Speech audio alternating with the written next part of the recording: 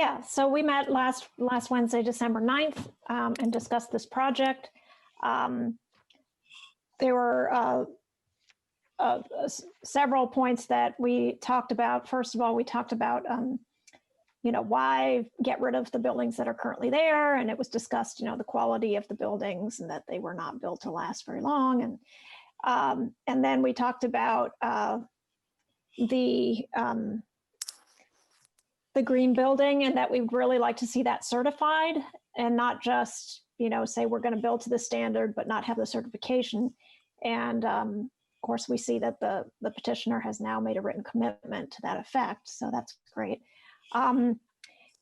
We talked about the balconies on the south side of the building that were removed, and a couple of committee members felt that it was important to put them back, especially since it seems some affordable units were slated to go in that area. There was discussion of the parking ratio, and at least one committee member said it was, too high, that there was too much parking compared with the number of bedrooms. There was some discussion of the mixed-use housing district as a concept, and whether that was the best way to go. Of course, that's already in the UDO. And then the idea that the district is a mixed-use student district, so the term mixed use is in there, and so we wanted to see something other than housing be included. And we see that in the written commitment as well, so that's good. So in the end, we were pleased about the affordable housing commitment made by the petitioner. We like the fact that the parking garage was wrapped with housing, so it wasn't visible. And we also liked the number of bicycle parking spots, and the fact that the petitioner plans to offer one unit to local police officer free of charge as part of their community engagement and security. So the final vote was 3-1 to pass this back to the council. Okay, thank you for the report. With that, we go now to questions from members on this ordinance. Councilmember Rallo. Thank you. Perhaps this is for Mr. Gerlich. I'm wondering about the process. This is a preliminary approval. Is that correct? Will we see this again, or will it just go to Plan Commission?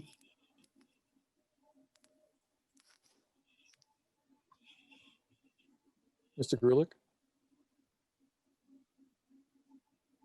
This is not coming back to council, since it's a rezone, and then the next step would be the site plan approval. So the final plan approval will be Plan Commission only. Is that correct?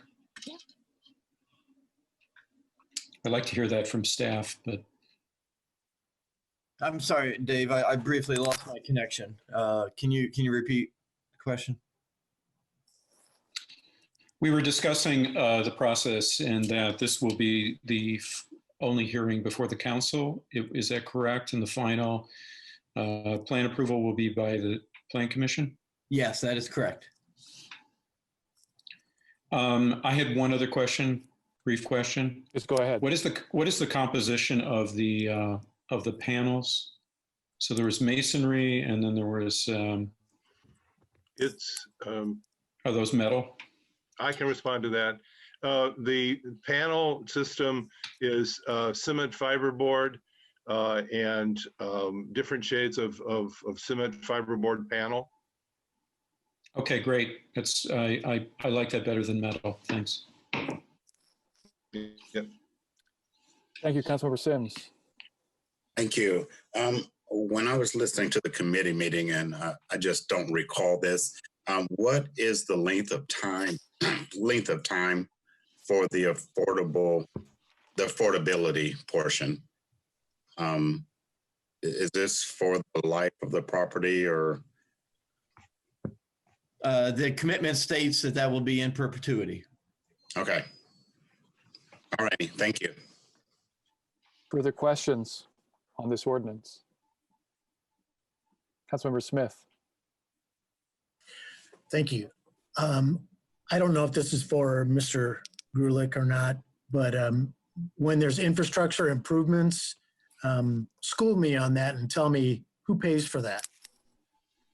The petitioner will be doing all of the improvements to the utility lines, as well as installing the new sidewalk, curbing, tree plots. Those will all be done at the petitioner's expense. Thank you so much for that answer and clarifying that. Further questions? Councilmember Piedmont Smith. Yes, we talked last week about the commitment to affordable units at 120% of AMI. Is that a written commitment? I think I asked during the meeting last week to see that commitment, and I don't believe we got it. So I apologize. Yes, Councilmember Piedmont Smith, we do have that as a written commitment. Yes, I can show that on the screen if that would be helpful to see immediately. well, or just run us through the numbers on it. How many units and how much is a workforce and how much is affordable?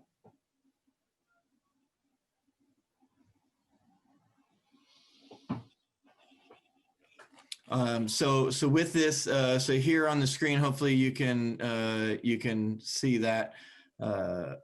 Whoops, that was probably better before. So this is the bedroom breakdown of what would be the affordable units. As you mentioned, these would be for folks earning less than 120% of the area median income. So they're committing to a mix of studios, ones and twos.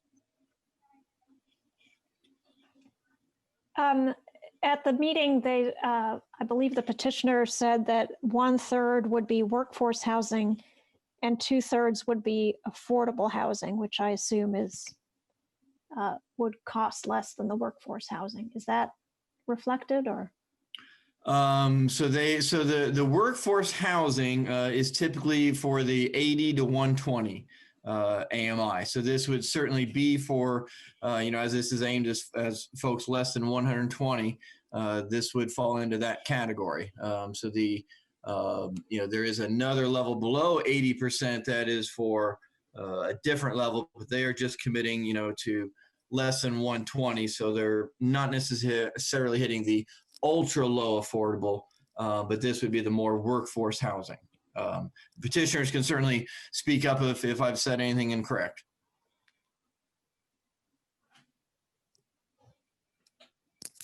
Sorry about that. I was muted. Yes, it's 2/3, 1/3. That's correct. Affordable versus the lower amount, which is workforce. So I'm sorry, I'm a little confused. So 1/3 will be at 120% AMI and 2/3 will be at a lower AMI, or? Yes. So give me 1 second here. I'm just pulling it up.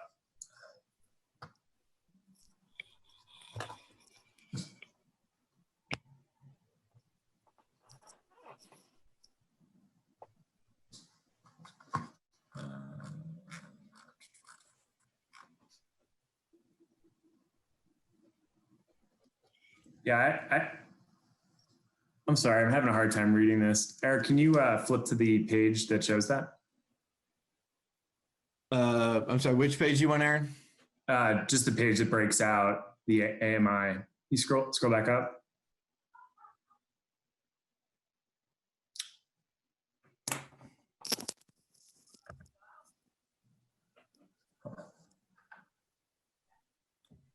I don't know if that's more legible.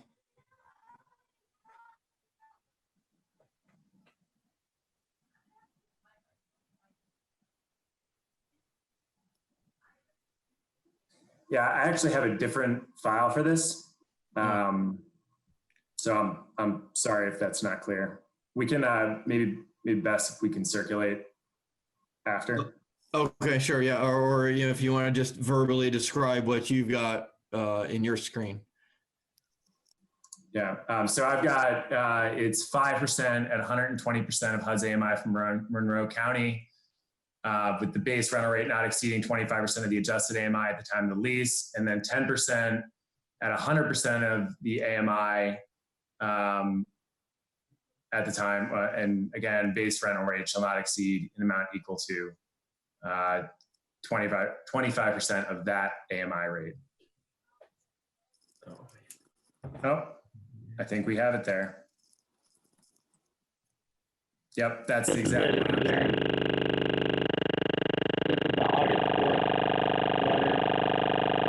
What is that? Yeah, so this is the document that I was referring to. And, Oh, is that? I'm not sure what the other one was. It might have been a previous iteration that has since been updated. And this one obviously has more detail.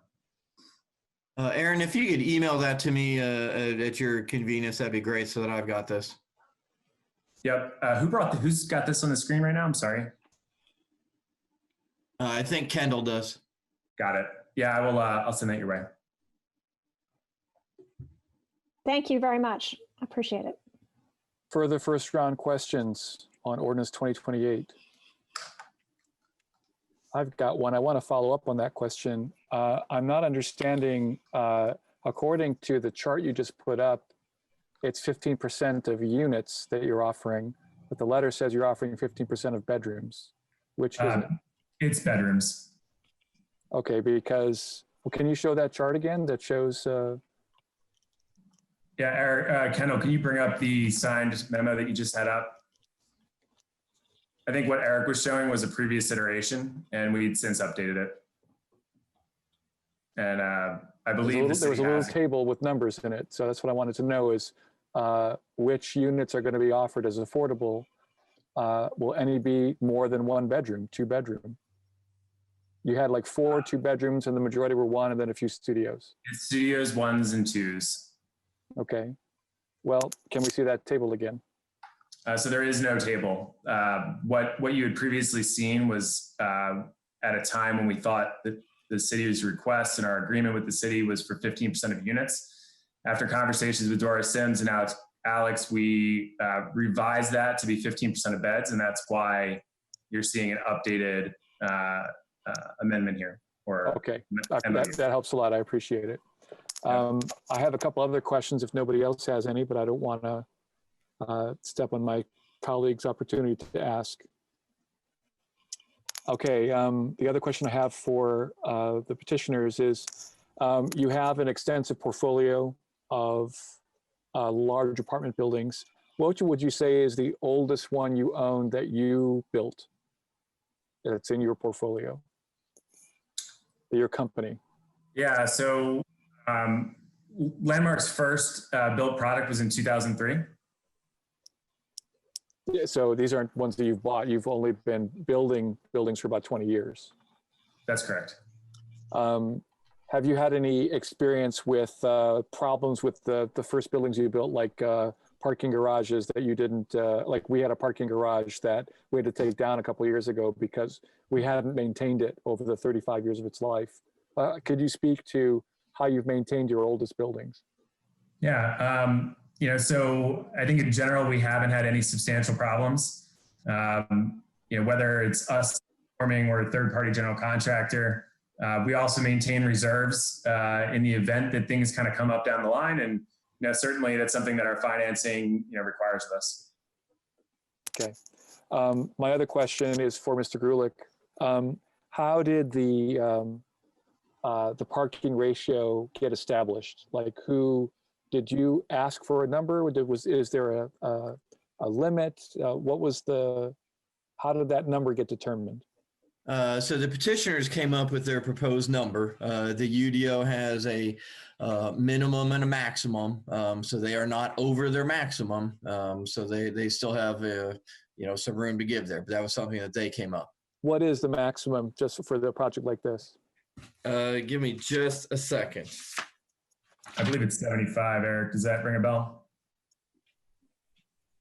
For student housing, it's 0.75 spaces per bedroom. Got it. Okay, thank you. Second round questions. Any second round questions? Dave Rollo is having trouble staying connected. Let's see if we can get him in here just in case. Can we admit Mr. Rollo? He seems to be here on two, trying to get in twice.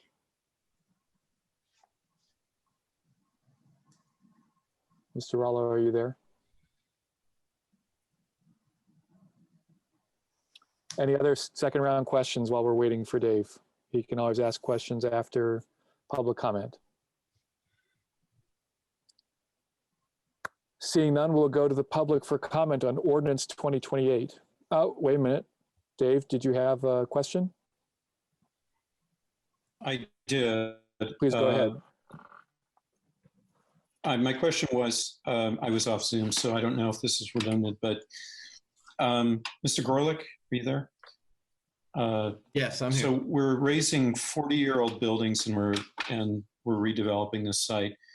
Was there any discussion about the longevity of this structure? You mean, did we require them to give us any kind of proof or demonstration that the buildings were falling apart? Well, no. I mean the proposed structure. What's the longevity of what's being proposed? Well, from the petitioner's perspective, they believe it's a 90-year building design.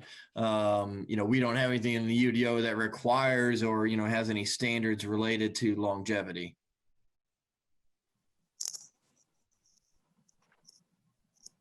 I can speak a little more to that. I think we're roughly looking at 100 to 150 years. And it's really just, the commercial building standards that are utilized today. And for a product of this type, I think we feel very confident that this is going to be a very long-lasting building. Well, that would be really an improvement because we're concerned about sustainability. We're concerned about energy use and things like that. And it's kind of ironic if the buildings are then raised every 30 or 40 years. Doesn't really pay to even care about sustainability of buildings or disposable. One last question, Mr. Gerlich, could you, I assume this applies, but code requires no non-native invasives and emphasis on native plants. Is that correct in the green spaces? Yes, so they would have to meet all of the current landscaping requirements in the UDO. When we updated this latest version, we basically eliminated any invasive species. And as far as I am aware, all landscape species, 95% are all native. Terrific, thank you. That's all. Thank you. Further questions before we go to public comment? Seeing none, let's go to the public for comment on ordinance 2028. Is there any member of the public who would like to speak on this issue? Yes, first up we have Paul Ash, who I suspect is not actually Paul Ash, but they should be ready to comment. Ms. Ash, please go ahead. Yes, you got me right. Okay, I want to ask about the sewer system. If the sewer pipes are enlarged, and will the developer pay for it?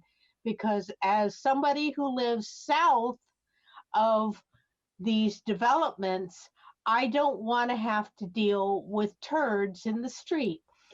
And really, I think that the developer should have to pay for the expansion of the sewer system, because this is really unpleasant for those of us who, everything flows downhill. Water flows down, shit flows downhill. I mean, we don't. Ms. Cox Ash, please.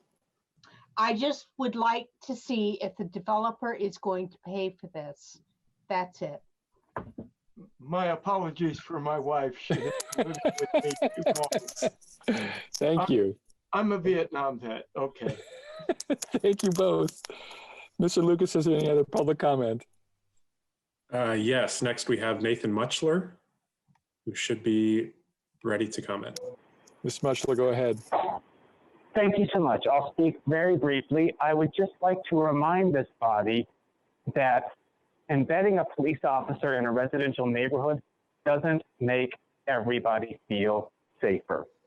I don't have the numbers in front of me. I'd love to have a chance to get them together, but I bet putting a mental health worker or a social worker or a doctor in that free housing that is subsidized by the developers and thus by you and me, might better serve the community. So again, just to really reiterate and to offer that voice that not everyone feels safer when police live nearby.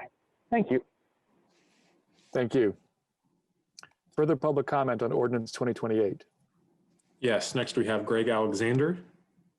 Mr. Alexander, please go ahead. Hi, awesome. Thanks. I'm Greg Alexander. Hi.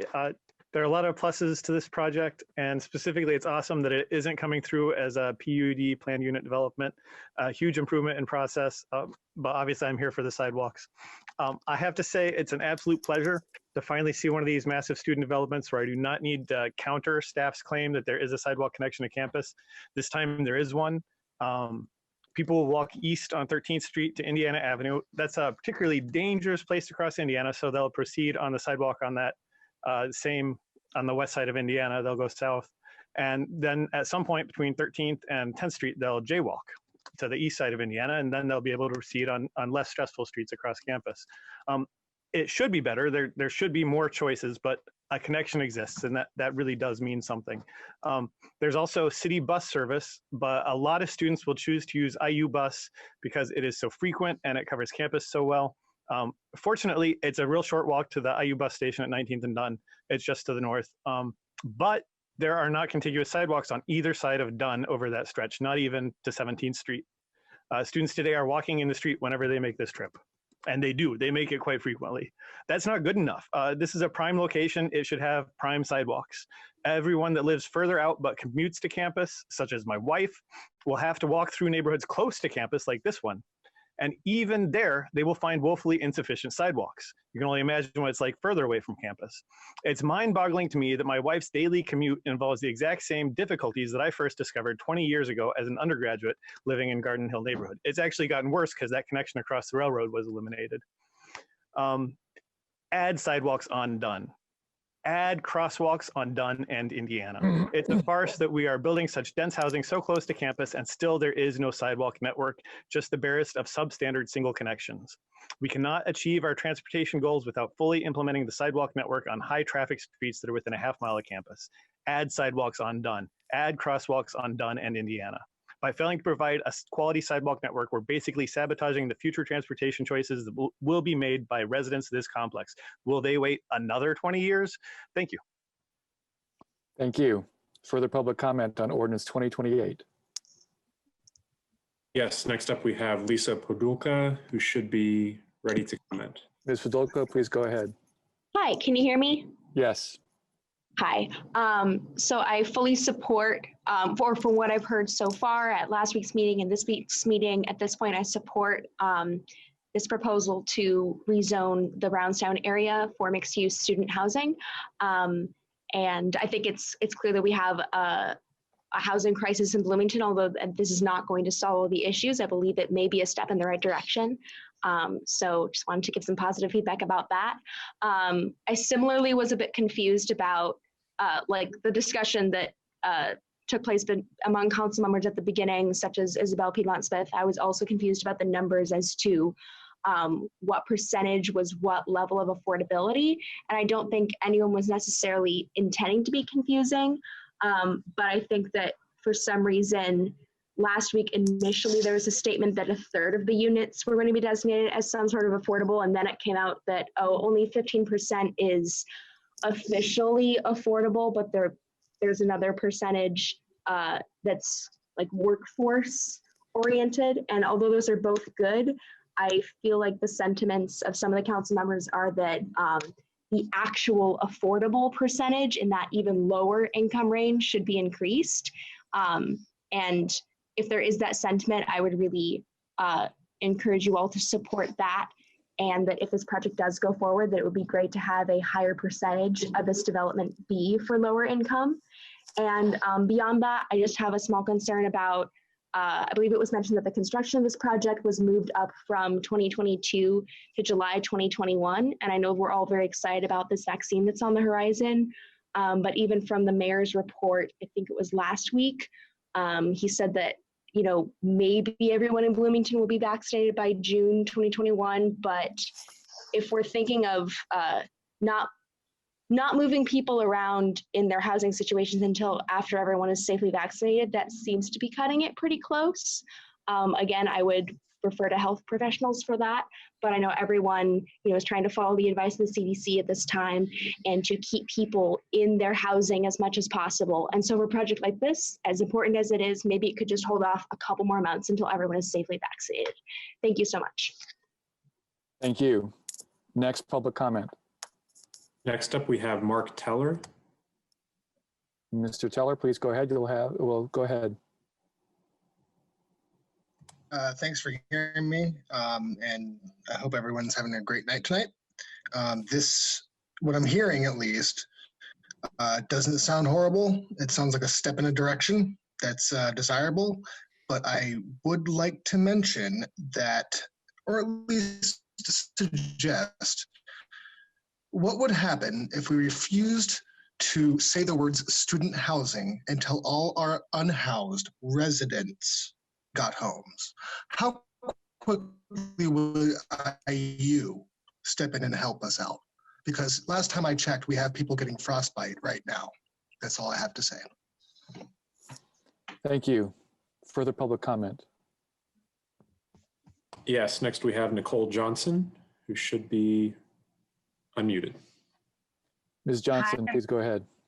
I am Nicole Johnson, and I just wanted to say thank you so much for hearing me, and that I wanted to echo pretty much a little bit of almost everything I heard tonight, believe it or not. But first and foremost, everyone does not feel safe when police officers are embedded in their neighborhoods. If you're interested in increasing public safety, I think that maybe you might want to hold off who those are for until the CAPS Commission is formed, and maybe who is put into those subsidized units the CAPS Commission might have some, at least, get to have a word on or have an idea, put an idea forward of who they would think would best be suited in that subsidized unit. And then I'd also like to say that I would absolutely like to see more affordable housing in this plan. I know that the college makes money, and I know that that's what this town is interested in. However, the people who run all of the restaurants that you want to go to and all of the services that all of these students use need to be housed as well. And so if you want to house the workforce, and I'm sorry, but your workforce is not in a special class. We do not have a living wage across the board in Bloomington. People are still working. A lot people are still working for minimum wage. So I really think that the percentage of workers in Bloomington that are working minimum wage should be, that the number of affordable housing units should be reflected. That should be a similar number. And then other than that, we are talking yet again about more student housing and even sidewalks when there's places up on the hill that don't even have curbs. And kids walking out in the street because there's no sidewalks, children, not college students. So, we need to really think about our perspective here. And I understand this is a wonderful opportunity for the city. I want to see this, turned into a beautiful thing. But I do want to make sure that it's accessible for all. Thank you so much. Thank you. Further public comment? Second call. Final call for public comment on ordinance 2028. Seeing none, we come back to the council for second round of questions or for debate. Is there any final comment from members on ordinance 2028? Councilmember Piedmont Smith. Yes, I wanted to ask the engineer on the project about the sewer infrastructure.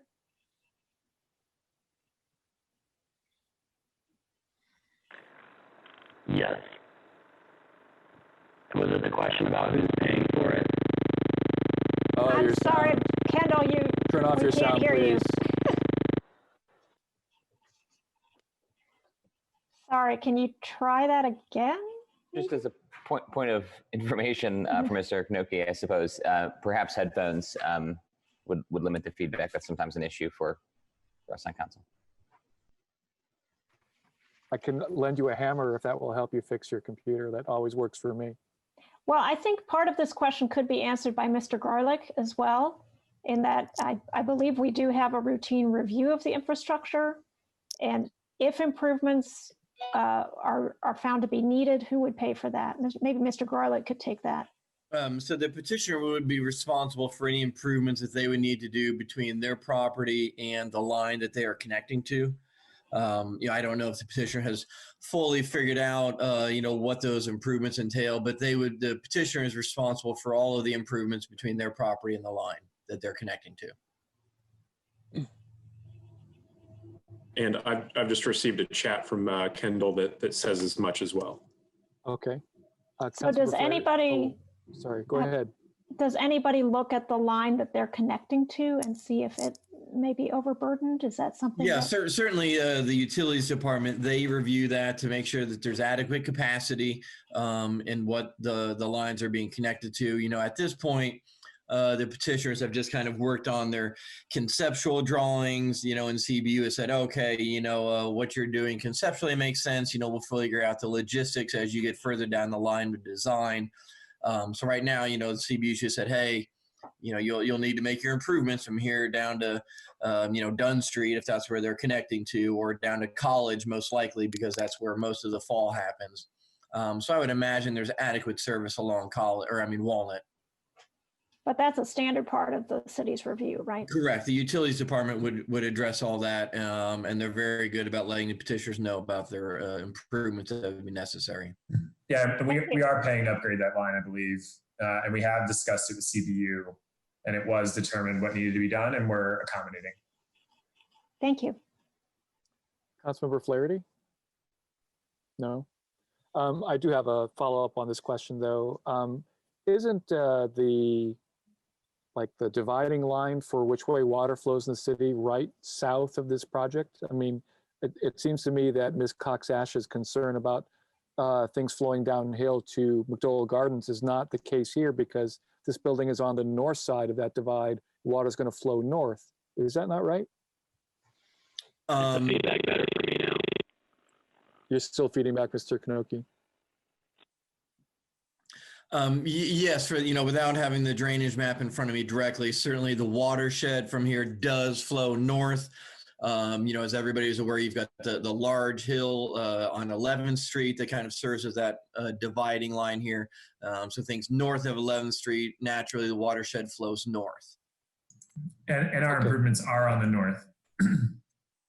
Right, but I mean, yes, so that's what I thought. And I'm assuming that a project this big is going to require some kind of utility upgrade in order to handle the burden. I mean, I take it that's what the College Avenue up to the bypass that you guys are planning to do that. Isn't that right, Mr. Sting? I mean, I'm not an engineer, but I believe that's accurate. Mr. Knoke, you can type it in. You're planning to upgrade the sewer main up to the bypass, isn't that right? I guess I was wondering also, what of the main that, because I saw that you're doing about 3 or 4 blocks worth of sewer main up College Avenue. What is the status of the pipe before that? Because between your project and the upgrade you're planning to do, is it already big enough? Is that what it is? Yes. Okay. I can pass along the messages. Mr. Knoke says the location does flow to the north treatment plant. He says the petitioners received a will serve letter from CBU. They evaluated the sewer line from the project site to the plant and are requiring upgrades where necessary. He says, yes, the sewer is adequate at all other locations according to CBU. Very good. Thank you. That answers my question. Okay, any other questions before we go to debate? Seeing none, is there any comment from council members on ordinance 2028? Second call, Councilmember Flaherty. Sure. And I commented on this at Land Use Committee, of course, last week, so I'll be brief, but shared some of Councilmember Rallo's concerns, of course, and other council members expressed this as well, about the 35, 36-year lifespan of the previous building, which is disappointing for sure. We did have a good discussion about that at Land Use Committee, and I felt confident about the higher quality of the building going forward, and certainly that's something we should aim for and keep in mind. Just again, I very much appreciate the affordable housing and sustainability metrics that the petitioner is meeting, and just as a response to some of the members of the public who commented, I very much agree with a lot of the sentiments I heard, and I'd be happy to follow up. We're pretty limited in our tools to incentivize and encourage and include affordable housing.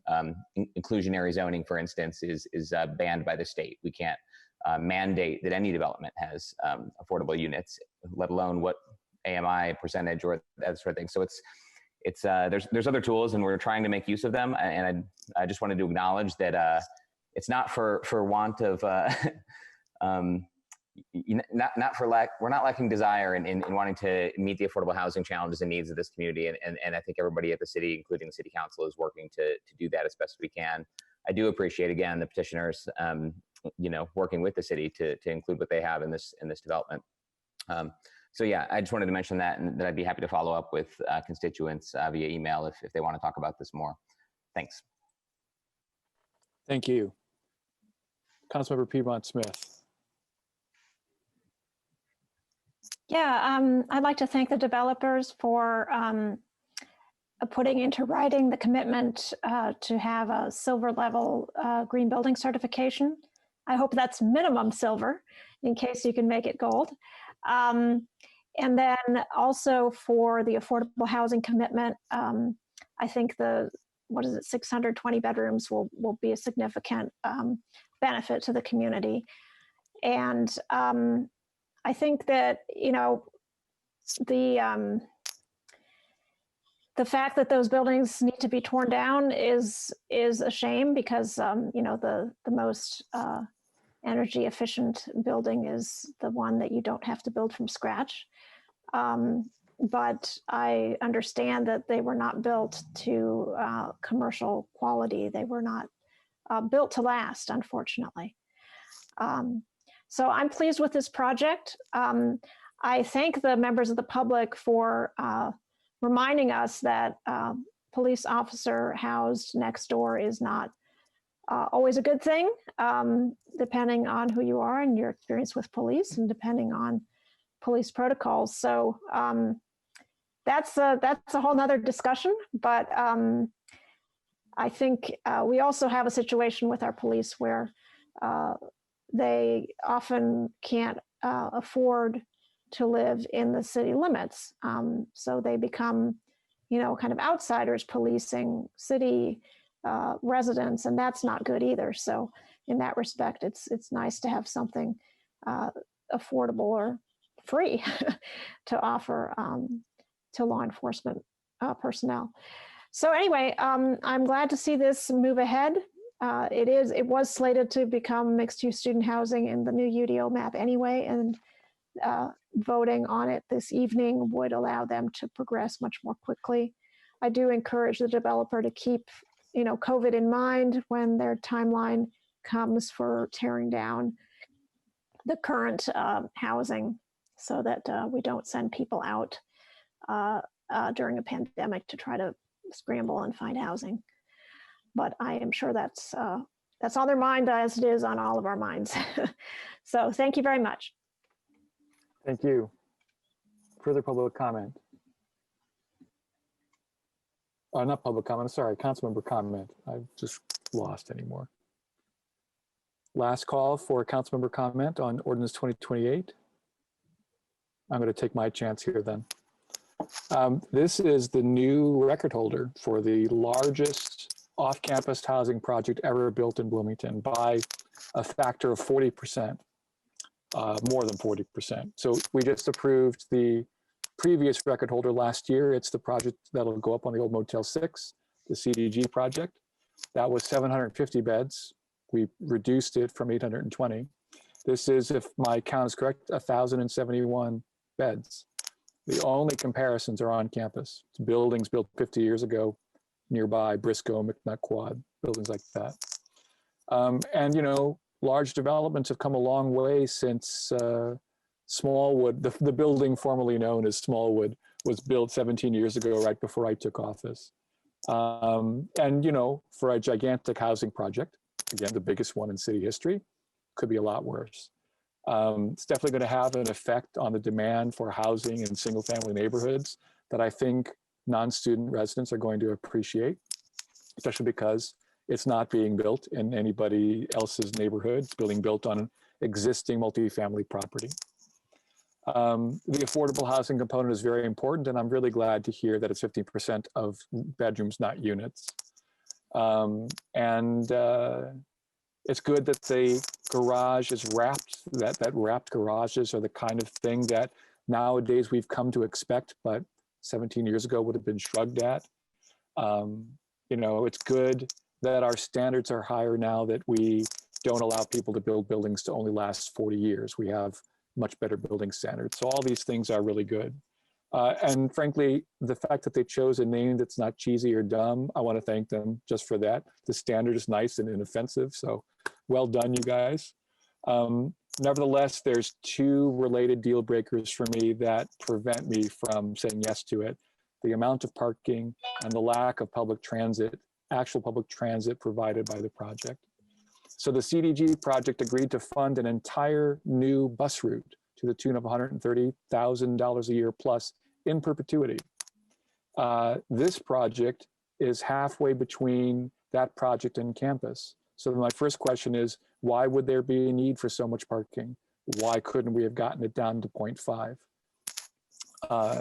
You know, if it's so walkable, then there shouldn't be as much demand for parking, and we shouldn't be allowing it to be provided. But we don't have, you know, strong enough parking maxima. 0.75 is entirely too much for student housing, because students are the most avid users of public transit. 6 out of the 7 million riders of the combined IU campus bus and BT are students, at least in normal times, and they will be again. Because this project was a PUD, we had an opportunity at some point to require the provision of transit, just like we did with the Motel 6 project, which is less than 3/4 the size of this one, and which we shrank in the course of approving that project. I don't remember why it was shrunk. So here we have a building that's going to be built at least 90 years, to last at least 90 years, probably longer if the developers have anything to say about it. And there's going to be this huge garage that's 0.68, that's going to prove to be increasingly unnecessary, just as much as the Evolve garage has proven to be a waste. And that's going to discourage sustainability, and it's going to encourage students to bring their cars. You know, we had what I thought was a new standard for projects this big, let alone the biggest project ever to be built in the city. So this is the price we're paying for this new zoning type, this so-called student housing zoning type. Did it make it easier for projects to get built? Yes, it did. And this is the price we're paying in sustainability. When the largest off-campus housing project in city history offers an entire new bus line in perpetuity, the project that succeeds it should have been expected to do the same, especially if it piggybacked to fund that same route, which is going to go right past these buildings. So for those reasons, I can't support it, even though I don't think this is the worst project in the world, and I imagine it's going to be successful. But it would have been more successful if we had held it to the same standard that we held the last record holder. With that, if there's no other debate, any other second round debate on Ordinance 2028? Seeing none, we'll go to the clerk to call the roll on Ordinance 2028. Okay, Councilmember Arallo? Yes. Scambalori? Yes. Rosenbarger? Yes. Sims? Yes. Volin? No. Piedmont Smith? Yes. Flaherty? Yes. Smith? Yes, pardon me. Sandberg. Yes. Okay. Is that it? Thank you. That the vote is 8-1. Congratulations and good luck on your project. Thank you. We go now to the next item, Madam Parliamentarian. Bye-bye.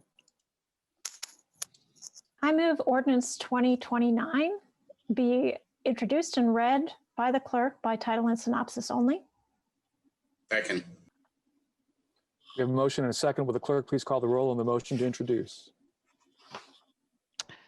Yes. Councilmember Scambaluri, Yes. Rosenberger, Yes. Sims, Yes. Bolin, Yes. Piedmont Smith, Yes. Flaherty, Yes. Smith, Yes. Sandberg, Yes. and Rallo. Yes. Will the clerk please read by title and synopsis?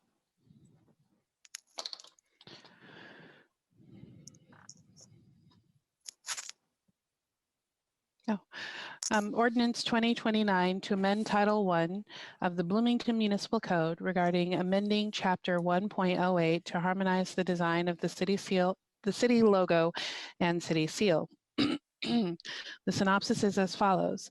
This ordinance repeals and replaces Bloomington Municipal Code Chapter 1.08 entitled City Seal to adopt a new city seal that harmonizes the designs of the city logo and city seal. It also creates standards for the use of the city seal, prohibits unauthorized use of the city seal, and prescribes penalties for violations of the chapter. The Administration Committee's recommendation was do pass 4-0-0. Thank you. I move that ordinance 2029 be adopted. Second. Here to present ordinance 2029 is City Clerk Nicole Bolden. Hello, Madam Clerk. Hello. I'm going to go ahead, I hope, and start a slideshow. Please go ahead. Okay.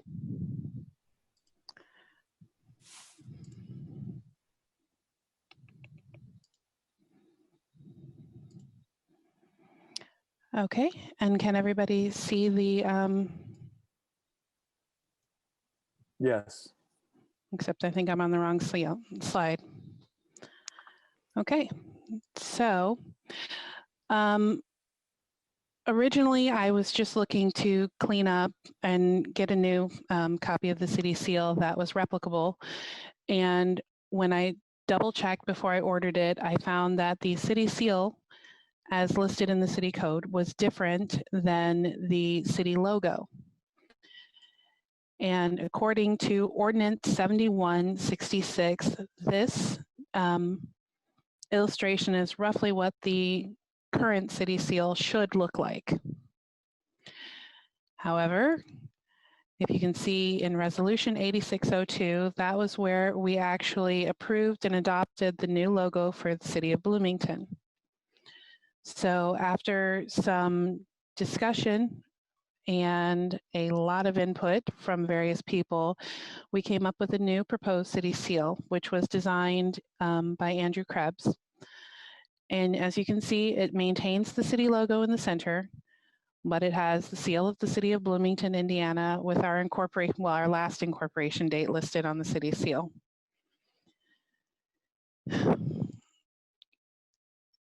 As you see here, this is just another view, a mock-up really, of what the seal could look like. It can be embossed, which is what we usually use for our proclamations, any bonds that we need to seal, we'll use an embosser, and then we also have a stamp as well. Additionally, we have included some guidelines for usage for city staff, city officials, and members of the public who may wish to use the city seal for limited purposes. We have allowed for other color variations. The only thing I could think of when I was asked at the administration committee was if the city wanted to do something for Pride Month or if they wanted to do some holiday colors, but that is available as well. And a penalty for misuse of the city seal. It's not something that I imagine is running rampant through our city, but it does make sense to have something in place so that we have something before we need it, as opposed to trying to do it on the fly. And I think that is the end of my very brief presentation. So if I can figure out how to stop sharing my screen, I'll come back and I am open to any questions. Thank you very much for the brief presentation. We go now to questions from my colleagues. Any questions? First call. Second call, Councilman or Madam Clerk, you have something to say? My apologies. I did want to also thank our clerk interns, Casey Pfizer and Sydney Aylward, who did some of the initial research and writing for the ordinance, and then also Philippa Guthrie, Mike Rooker, Stephen Lucas, and Stephanie Crandall, whom none of you probably know, but she's up in Fort Wayne, who also provided some input as well. That was all. Sorry. Thank you. Any questions for the clerk on Ordinance 2029? Seeing none, we'll go to the public for a comment on Ordinance 2029. If there's a member of the public who'd like to speak, please use the raise hand function in Zoom or type into the chat. First call for public comment. Second call for public comment. Final call for public comment on Ordinance 2029. Seeing none, we come back to the council for debate. Is there any final comment on Ordinance 2029? Councilmember Piedmont Smith. Yeah, I just wanted to thank Clerk Bolden for noticing this discrepancy and working hard to correct it. Further discussion of Ordinance 2029? I'd like to echo Councilor Piedmont Smith and to thank the clerk for correcting this oversight and making official the excellent logo we have as our city seal. And I would love to give her permission to also fix the very poorly kerned logo in the council chambers, which has lettering around it that needs to be fixed. But that's just the wish of this poor council president. On that, is there any, well, actually, if there's no other comment, we'll ask the clerk to call the roll on the ordinance that she offered. Okay. Councilmember Rosenberger? Yes. Okay. Sims? Yes. Bolin? Yes. Piedmont Smith? Yes. Flaherty? Yes. Smith? Yes. Sandberg? Yes. Rallo? Yes. And Scambalori? Yes. Thank you all very much. That's 9-0. It's unanimously approved. We thank you. Madam Parliamentarian. Yes, Mr. President, I move that ordinance 20-30 be introduced and read by the clerk by title and synopsis only. Will the clerk, the motion is second, will the clerk please read, or will the clerk please call the roll on the motion to introduce? Thank you. Yes. Councilmember Sims? Yes. Volin? Yes. Piedmont Smith? Yes. Flaherty? Yes. Smith? Yes. Sandberg? Yes. Rallo? Yes. Scambalori? Yes. Rosenberger? Yes. Will the clerk please read?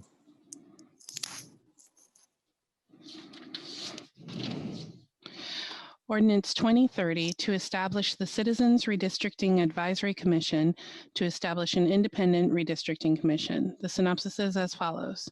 This ordinance is authorized by is authored, my apologies, by Councilmember Volin and amends Title II of the Bloomington Municipal Code to create a 9-member Citizens Redistricting Advisory Commission. This commission would have a 2-year mandate to make recommendations to the Common Council on how to divide the city into 6 councilmanic districts following a federal decennial census. The Community Affairs Committee recommendation is do pass 400. Thank you. I move that ordinance 20-30 be adopted. Second. Okay, thank you. Well, I hope you can see the shared screen here. Can everybody see the slides? Yes. Okay. So yes, I'm proposing a Citizens Redistricting Advisory Commission for the city of Bloomington. I need to find my notes here. I can replay it. I can't see my notes, and boy, even I've got problems here. Okay. I was the person who authored the map that was finally adopted by the city council in 2012 when we were last obligated to redistrict.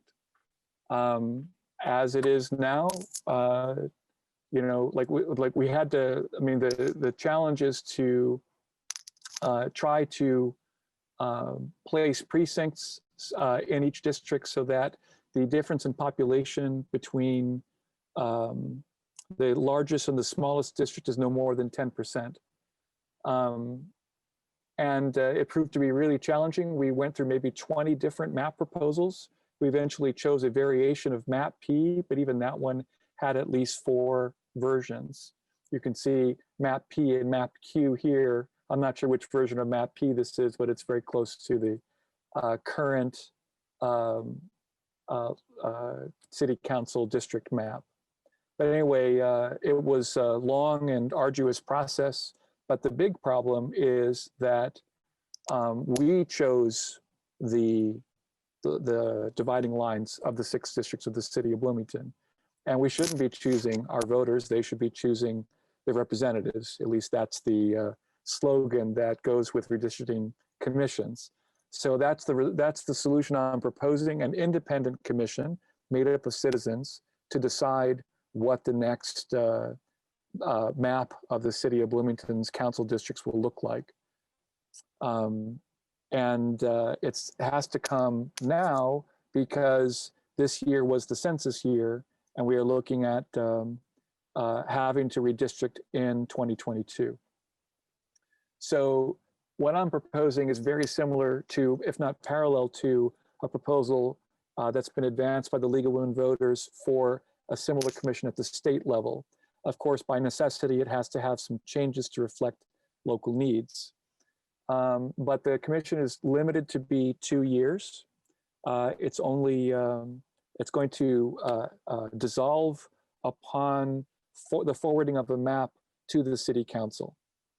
The commission will be made up of an equal number of Democrats, Republicans, and independent voters. That's determined by whether they voted in a primary, a Democratic or Republican primary, or whether they haven't voted in primaries at all. The chair of the commission must be one of the independent voters. The legislation calls for the commission to be reconstituted every decade at the beginning of the first year after the decennial census, or in rare cases of a dramatic change in the city's boundaries or population. The committee is strictly advisory. This is intentional, not just because, you know, like to propose one with that would be binding would be a much higher lift. It's frankly a much heavier lift, rather. It's also not even within our authority. The League of Women Voters proposal says that if there's a statewide independent redistricting commission, and after a couple of efforts, the commission's maps are not accepted by the General Assembly, then the decision on the map is thrown into the Indiana Supreme Court. But we don't have the authority at the local level to bind ourselves to the decision of a judge. The council is the ultimate authority, according to statute, on the drawing of maps. So this is the best I can do is at least make it an advisory commission that the council has to listen to and work with, but does not have to accept the proposal of. So the commission would begin meeting beginning of next year, and it's meeting a year in advance of when we have an obligation to draw the maps, because one of the things that I learned, I think that those of us who were around learned in 2012, was that precincts make a big difference, and the precincts are drawn, the precincts in Monroe County are drawn by the county commissioners in the year prior to the year we have to redraw districts. So it makes a big difference what precincts are drawn. And while we don't have any direct say over how the commissioners draw precincts, we should have our duly appointed commissioners giving input on our behalf during the process when the commissioners, in 2021, when the commissioners will be redrawing. The commission will be made up of 9 members, 3 Democrat, 3 Republican, 3 independent. The League of Women Voters calls for a greater number of candidates to be chosen, and then the actual members of the commission chosen by random draw. So I think they call for 27 candidates because it's statewide. I reduced the number to 18, basically double the number of commission positions. 6 of each Democratic, Republican, and Independent would be chosen by the 3 city council members who have no stake in this, the 3 at-larges. At least this is going to be per an amendment that Councilmember Sandberg has thoughtfully brought, and which I endorse. 3 from each pool will be chosen at random to serve on the commission, and 1 from each pool must be an IU student because they represent well over 40%, if not 50% of the population of the city.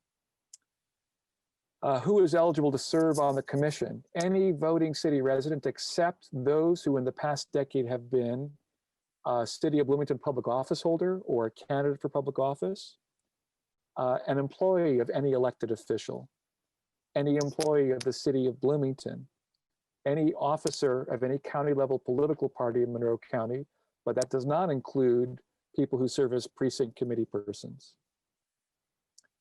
Anyone who's contributed more than $2,000 cumulatively to any political candidate, but that's only within the past 5 years, not the past 10.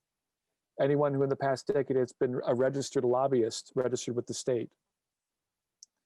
And finally, any immediate family member of any of the excluded people I just mentioned. So it's a pretty stringent set of criteria, but this is befitting the nature of the job. No one who is, in direct political, I should not be able to author the next map of the city. None of us, none of my colleagues should be able to author it. And so, that's why I'm proposing this commission. So I'm urging everyone to get the city on track, to vote to approve the Citizens Redistricting Advisory Commission. Happy to take questions now. And of course, by default, I have passed the gavel to Councilmember Sims, who is now running the meeting, and I'm happy to answer questions. I'm going to stop sharing now. Are there any questions? Okay, Councilmember Piedmont Smith, please. Yeah, I have 2 questions related to kind of definition of terms. How do we define full-time student in this regard? You say 3 members of the commission need to be full-time students. Right.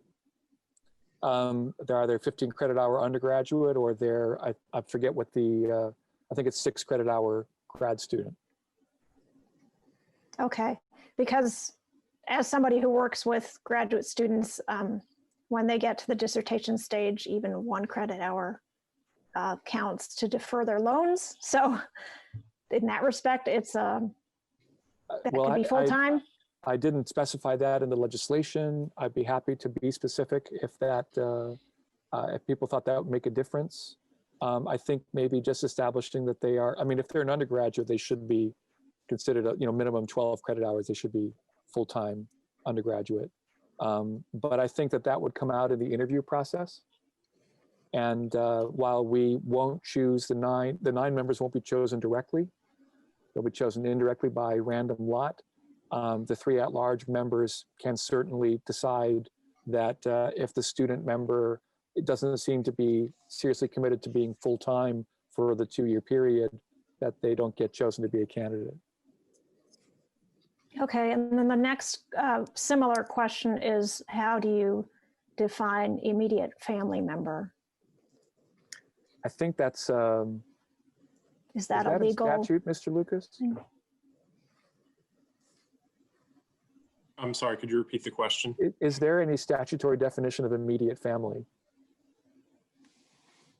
I mean, is it? There isn't in this context.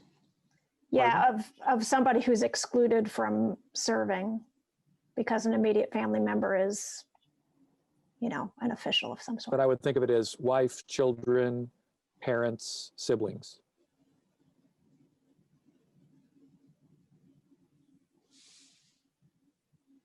Or wife or husband, I'm sorry. Spouse, children, parents, siblings. I forget myself.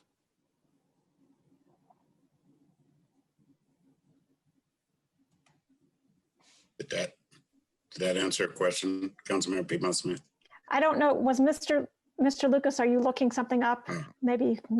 No, I'm sorry. Or, I'm not aware of any statutory definition in the context of the statute that Councilmember Volin is operating under. The redistricting process doesn't envision the sort of commission that's proposed here. So I don't know that it has much to add. There are certainly definitions in other areas of the law for immediate family members that could be looked to as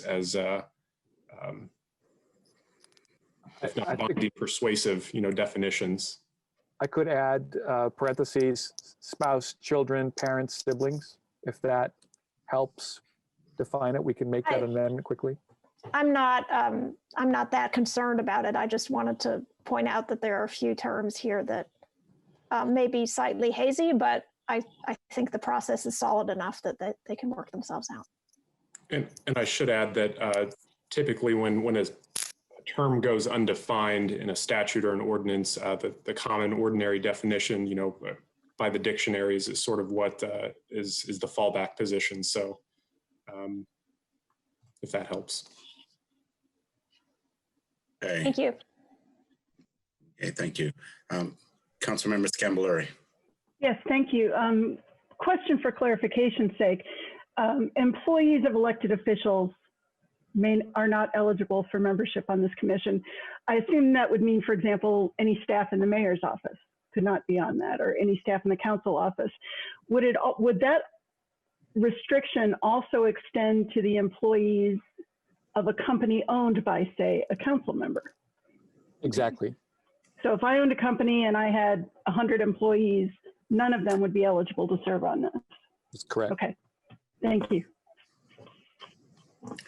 Thank you, Councilmember Scambolari. Do we have any other first round questions?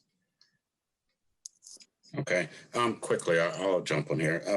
With what you just explained with starting with the employees of elected officials, and with the example that Councilmember Scambolari just described, what is the rationale for that? I think how do we get to that point? What is your rationale for that?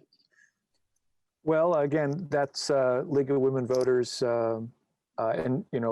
recommended, and it's because, I think their concept was for a much larger polity, and it seems a little bit harder to reconcile here, but still the issue is, if the elected official can have influence over the person serving on the commission, it's a conflict of interest, and this is the most political act there is.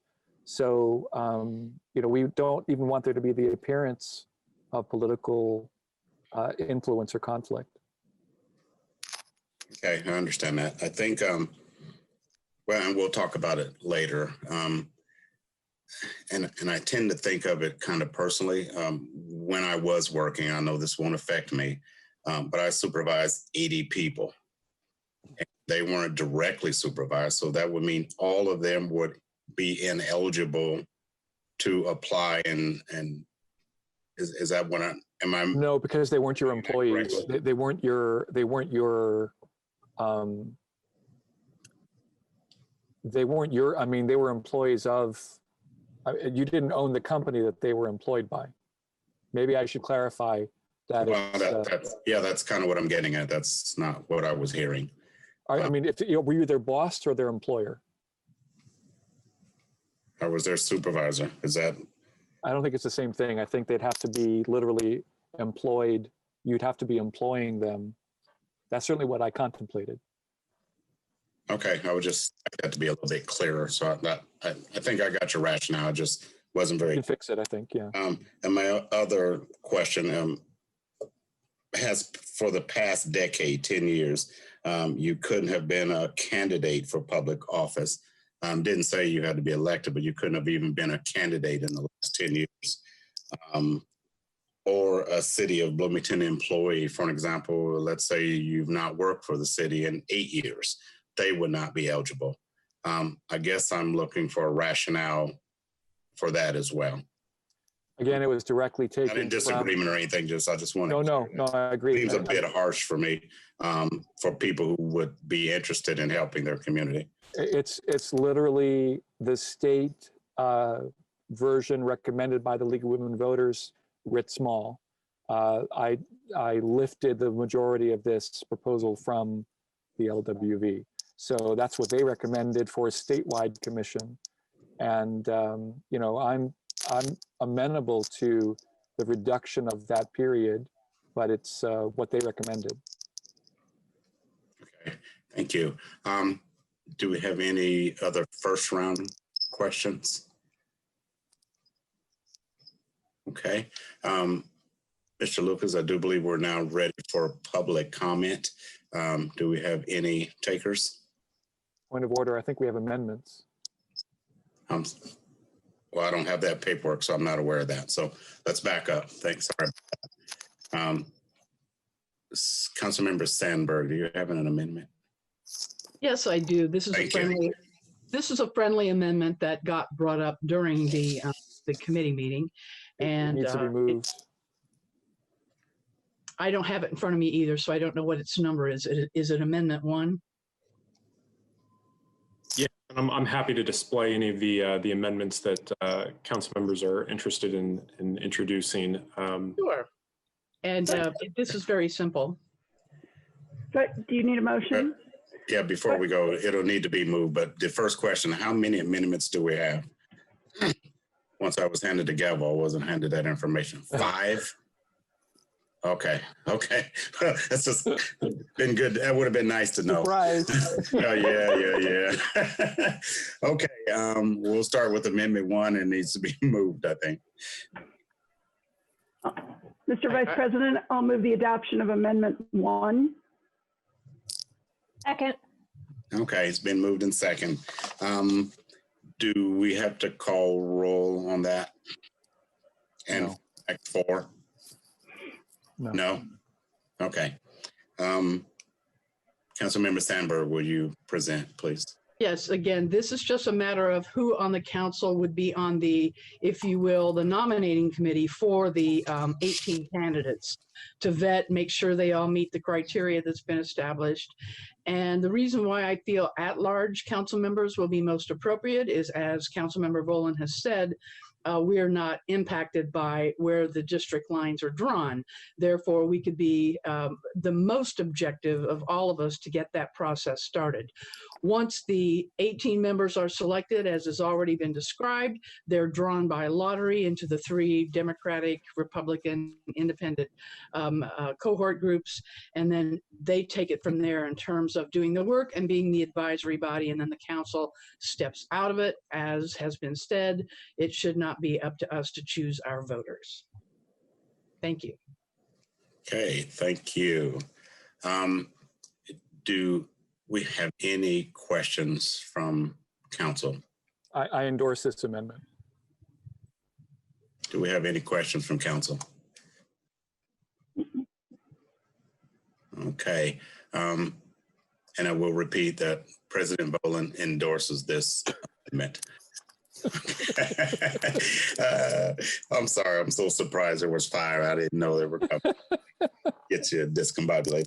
I think, is it now proper for public comment on Amendment 1? Do we have any takers? And just a reminder for folks who might want to comment on Amendment 1, you can use the raise hand function at the bottom of your screen, or if you're having any trouble finding that, you can send a message over the chat.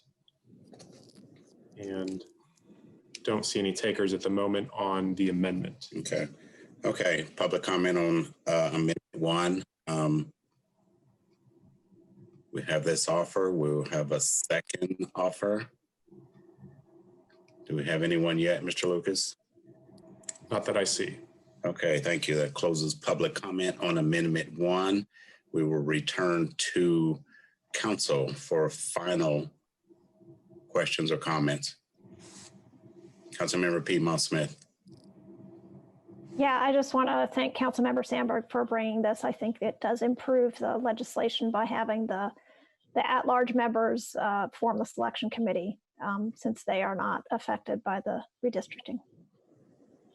Thank you. Okay, any further comments or questions? Now on amendments as well, and the clerk needs to call the roll. Okay, thank you. Clerk Bowden, will you please call the roll for Amendment 1? Yes, sir. Councilmember Volan? Yes. Piedmont Smith? Yes. Flaherty? Yes. Smith? Yes. Sandberg? Yes. Rallo? Yes. Scambaluri? Yes. Rosenbarger? Yes. And Sims? Yes. Okay. And that was adopted 9-0, am I correct? Mm-hmm. Okay, thank you. Moving on to Amendment 2. Yes, fine. Yes, okay. I Mr. think, Vice well, go ahead. I'm sorry. Yeah, Mr. Vice President, I would like to move Amendment 2 to Ordinance 2030, and I would invite Mr. Lucas to screen share that if he would, please. Second. Okay, it's been moved in second. Please present, Councilmember Scamballer. Yes, thank you. I appreciate consideration. And Councilmember Volan, thank you for taking this on. I know the legislature challenged us to do so, so I appreciate that. This amendment is intended as a friendly amendment and essentially makes the voting record requirements consistent across all members. It doesn't differentiate between students and non-students. I think that two things are driving this. First of all, I think with this amendment, I think it feels more true to the intent and the spirit of including students.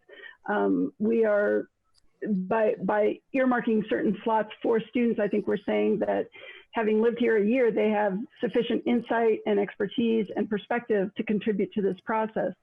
I don't believe that's less true of non-student residents. So I think it takes that into consideration. I think it also acknowledges that we are a rather mobile city. People come and go quite a bit. We're a retirement destination. As currently represented, someone who has only lived here 2 years would not be eligible to serve, no matter how much expertise they had. Someone who had lived here 3 years, but had one of those years as a non-election year would not be eligible. So this just kind of cleans that up and treats all members of this commission the same in terms of voting requirements. And I'm happy to take questions or take feedback. So. Okay, thank you. And we'll start with first round of questions from council. Councilmember Volan. Well, I just wanted to say that I don't oppose this amendment. I do have a bit of a concern about it being a little bit too uncommittal. I mean, I wish that people had voted in the past 2 elections at least. But I also have to face reality, and for a lot of people, it's not really that possible. So I'm ambivalent about it, but I don't oppose it. Okay. Is there a question in there? No, comment. No, but I'm the sponsor, so. Okay, I'm sorry. Didn't know you were exempt. First round questions. Okay, seeing none. We'll go now to public comment. Mr. Lucas, remind the public that you can use your raised hand function in chat, or send us the host a note in the chat if you want to have public comment on Amendment 2.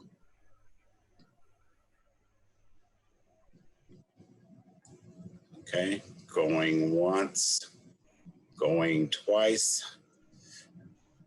Before we go further, you see any takers? No, I don't. Okay, thank you very much. Public comment is now closed. We'll return back to council for final questions or comments. Okay, seeing none. Madam Clerk, can we please call the roll? Amendment 2. Yes, Councilmember Piedmont Smith, Yes. Flaherty, Yes. Smith, Yes. Sandberg, Yes. Rallo, Yes. Scambolery, Yes. Rosenbarger, Yes. Sims, Yes. and Volin. Yes. Okay, thank you. By my count, that is 9-0. Thank you, Councilmember Scambolery. Thank you. All right. Moving to Amendment 3.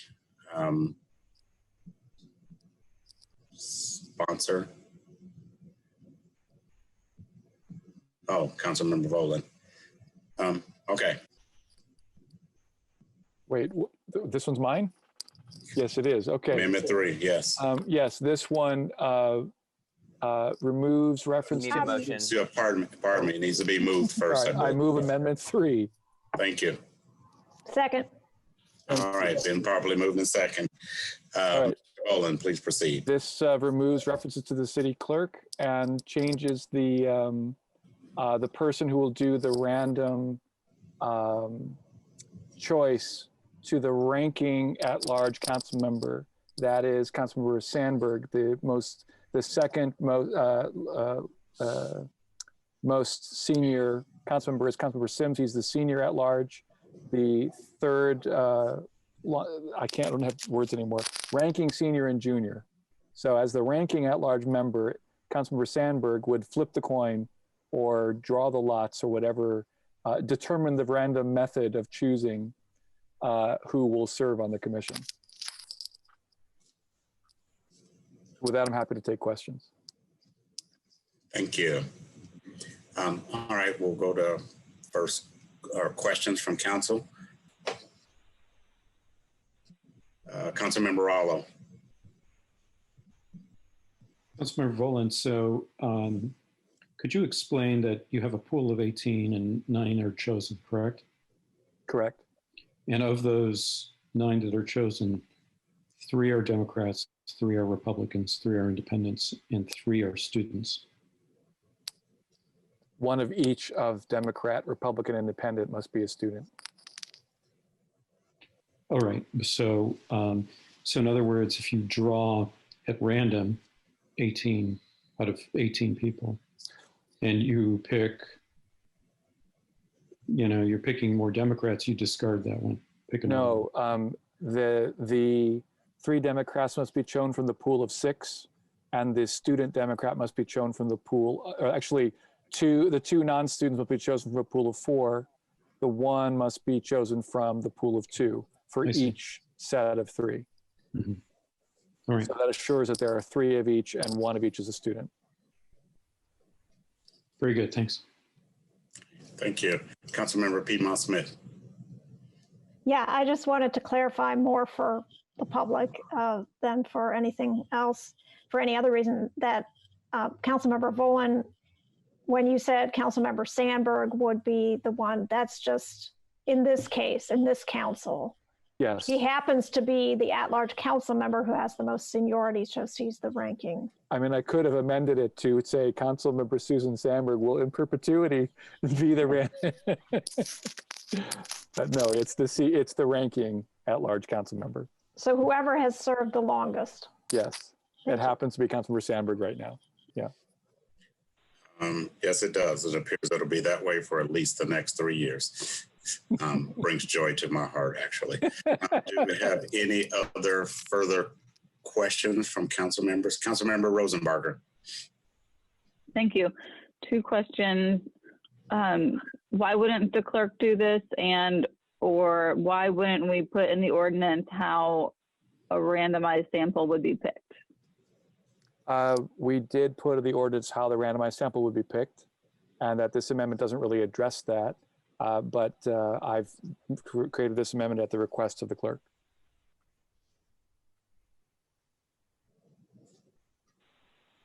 Okay. Follow up, why did the clerk request it?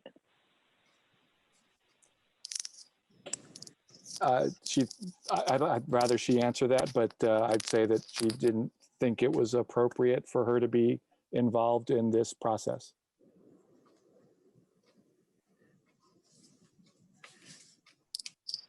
All right. Did that answer your question, Councilmember Rosenbarger? Sure. I don't know. Didn't really answer. No, didn't really answer it. Okay. Do you have a second question? I have a thought, a follow-up thought. Can I just say that? Okay. Well, hang on, please. If you don't, I don't know if it's proper or not, but Clerk Bowden, would you be prepared to share your thoughts on that?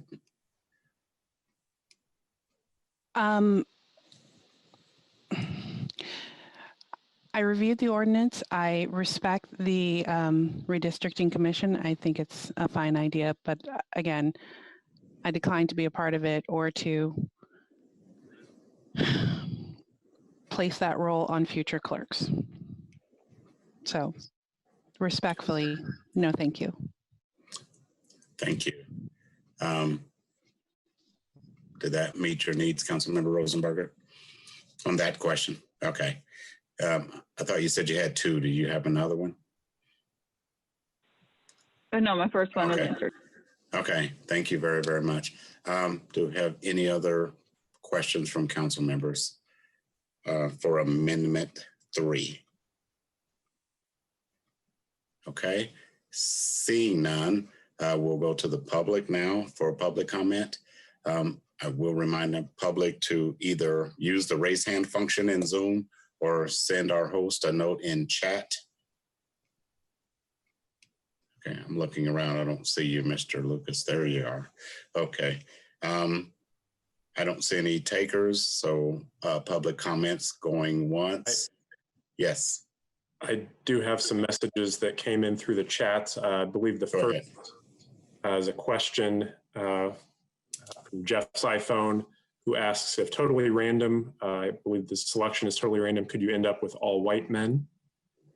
And then I'm also getting a message from the B Square Beacon, who says the possibility of 3 candidates who are eligible to be student members in one of the 6-person pools is provided by the clause that says at least 2 applicants from each pool shall be eligible to be student members. How would the random selection procedure be administered for a 6-person pool if the pool happens to include 3, not 2 candidates who are eligible to be student members? I think it would be helpful for someone to walk the public through that step by step based on the ordinance language. As a point of information, it could be the case in the future that there is not a ranking at-large member. Also, South Dakota has a state statute that describes lot drawing for determining ballot order, and it doesn't say who does it. The important thing is that it's done in a public meeting. That could be an approach taken here. And another comment, and I'm not sure if it's relevant to this amendment or just a general comment on the ordinance as a whole. but Had Rusi asks, how would representatives be selected, and who would the selection process, or how would the selection process be publicized? And I believe those are the comments I've received via chat, and I don't see anybody with a raised hand. Okay, thank you. We'll just give one more opportunity for any public comment, and seeing none, we'll return to council for final Clerk Bowden, I'm sorry. I apologize if this is not quite the right place to ask of this question. Half question, half comment. But in section C3, where it refers to student status, it refers to a duly enrolled full-time student at Indiana University, Bloomington in particular, but Bloomington is also the host to 2 colleges.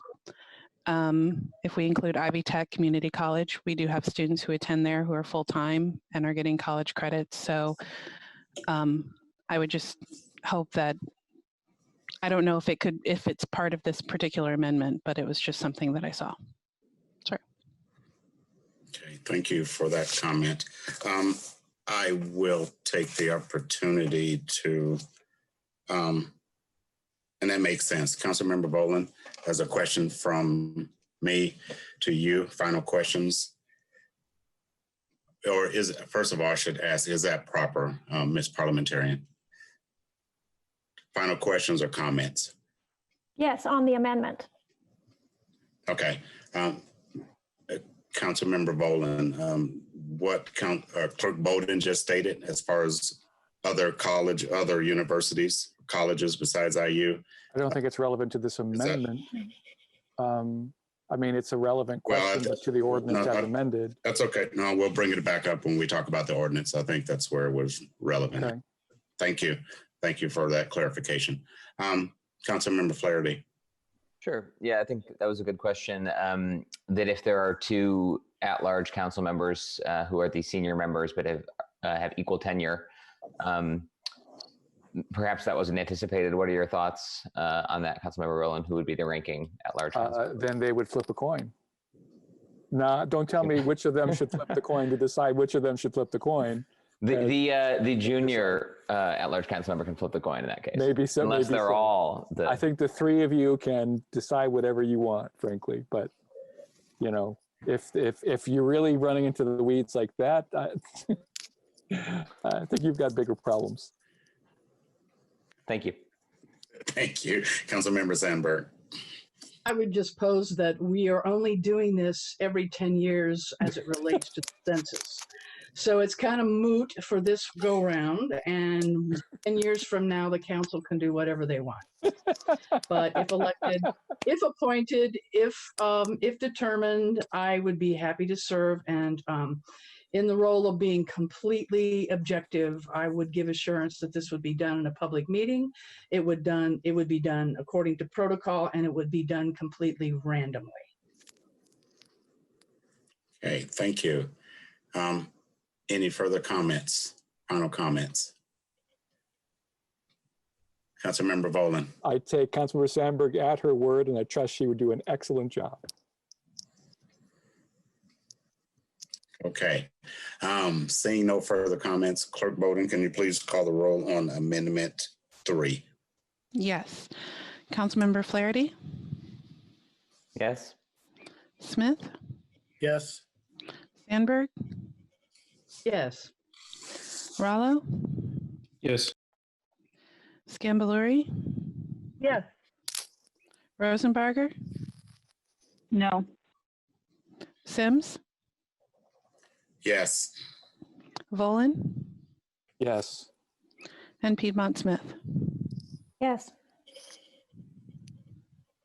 Okay, that Amendment 3 passes 8-1. Thank you. Mr. Chair, I move Amendment 4. Second. Need a second. Okay, thank you. Been properly moved in second. Can you please present, Mr. Bowden? Yes, this is a typo correction. It changes the improper spelling of the word effects to affects. It's a verb, not a noun. That's it. Thank you very, very much. Do we have any questions? First round questions from council members for Mr. Boland, for the sponsor.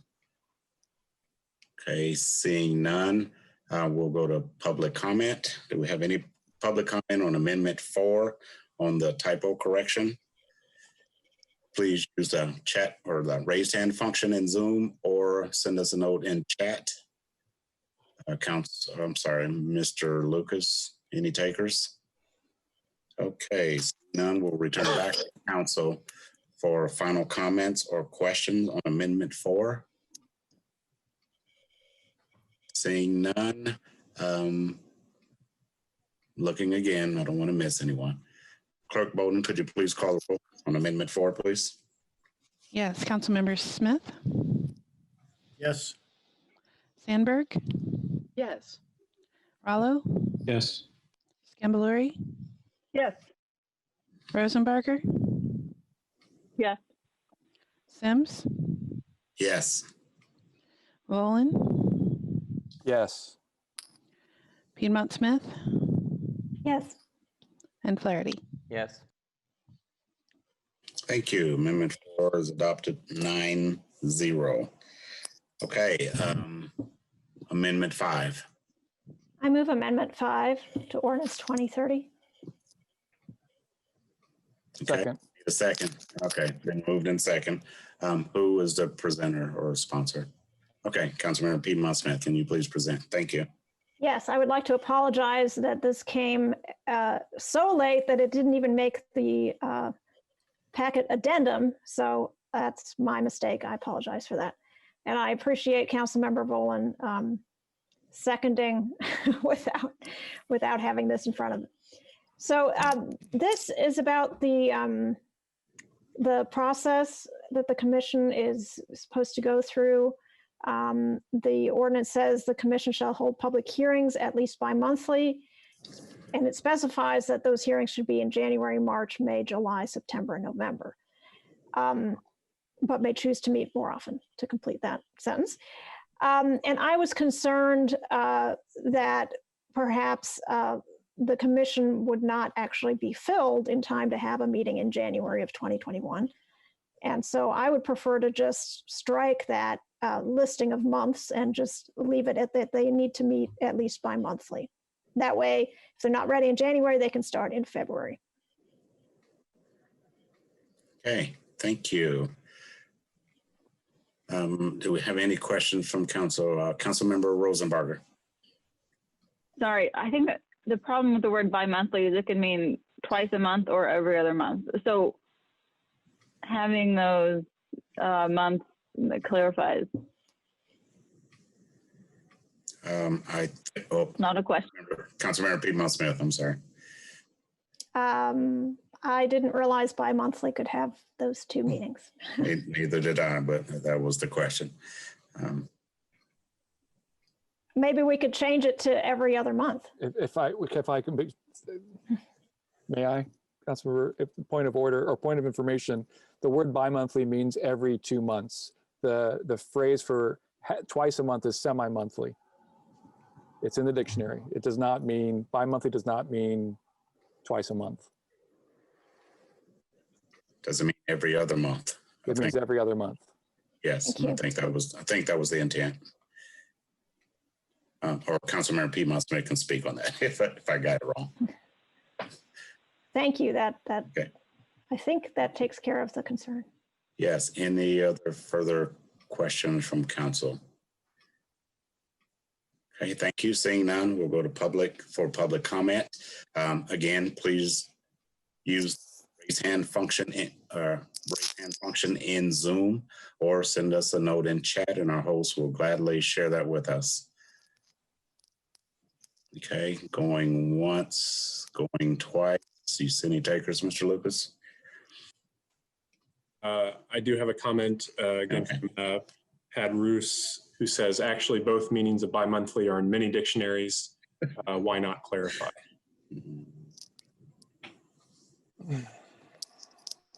That was a comment, and I think it was actually. Thank you very much. Do we have any other comments or anything in chat? No. Okay, seeing none, we'll move back to council for final comments on Amendment 5. Councilmember Volan. Yeah, so this is not the place where I thought this amendment would get hung up. For me, the only issue, and it's not a big one, is the end of the process. In 2022, for example, the first time this will be used, the commission has to submit a map by September in order for the council to have enough time to consider it. If the council rejects it, it has to go back to the commission, and they have to report in time for the council to have a second vote on the map in December. So like it would do no good for the commission to be meeting in an even numbered month, because December of 22 is too late for them. The last time that they can meet is November of 22.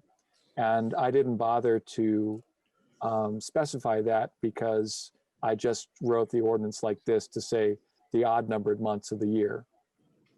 So striking it, you know, it's not really problematic, but they're going to have to meet at least in September, November of 22 in order to fulfill the process that's spelled out in it.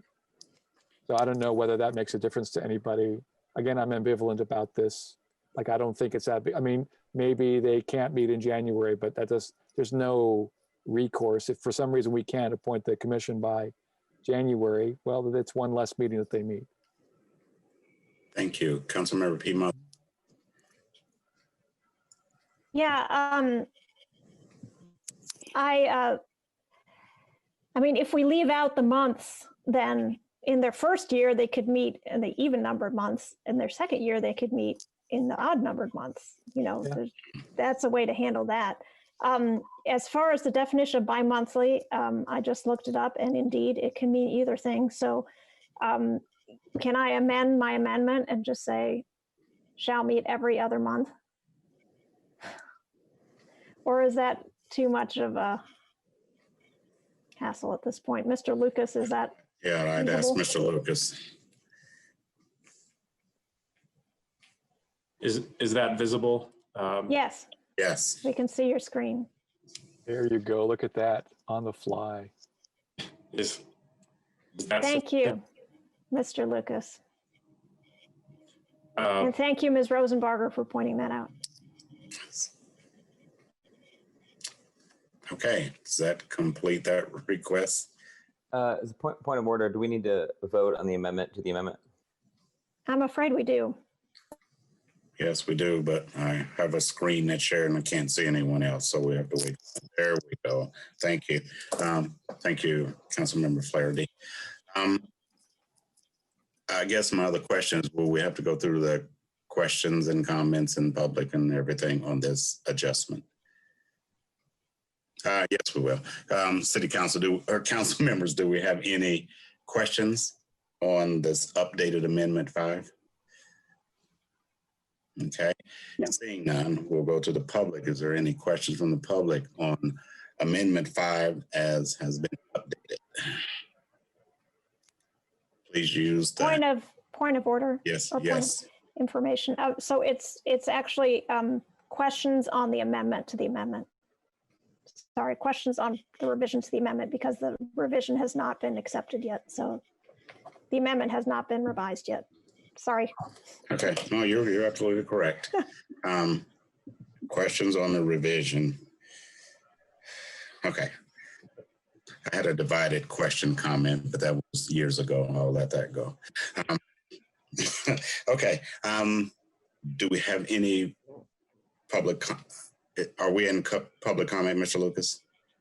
I believe so, yes. I think so too. Yeah, keep me straight. Please use that raised hand function in Zoom, or you can send us a note in chat. Do we have any takers? I don't see any. Okay, we'll go back to final comments on the revisions of Amendment 5.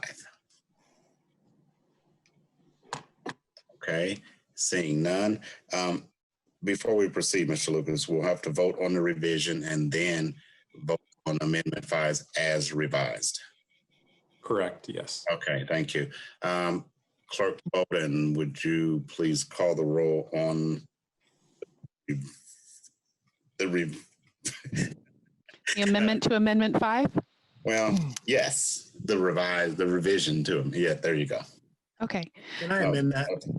There you go. No. Thank you. Councilmember Sandberg, Yes. Rallo, Yes. Scambaluri, Yes. Rosenbarger, Yes. Sims, Yes. Bolin, No, it's bi-monthly. No. Piedmont Smith, Yes.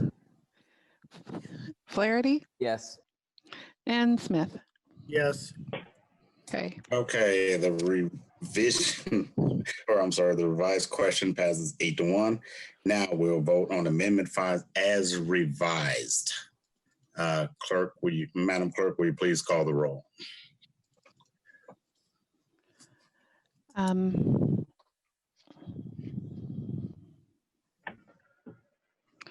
Just one moment, please.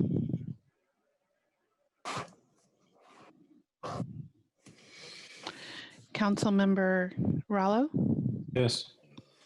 Scambaluri, Yes. Rosenbarger, Yes. Sims, Yes. Bolin, Yes. Piedmont Smith, Yes. Flaherty, Yes. Smith, Yes. and Sandberg. Yes. Okay, and that is adopted 9-0 Amendment 5. Thank you. Now it is time to, I'm sorry, Ordinance 2030 as amended.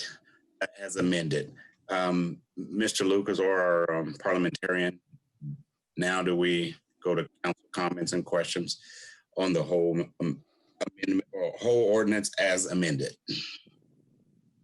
Yes. Okay, thank you very much. Council comments on Amendment 20, I'm sorry. It would be Ordinance 2030 as amended. it would be questions first, and then we go to the public, and then we do comments. What did I say? I thought you said comments from the Okay, councilman. I meant questions. Thank you. You're absolutely correct. Thank you very, very much. Questions from council members? Councilmember Scambaluri. This really is kind of a question comment, but I appreciate whoever brought up Clerk Bolden, I think, brought up the notion of Ivy Tech being the other institution of higher education. And I thought about that too. And the question I would have is, does it make a difference that Ivy Tech is not within city limits?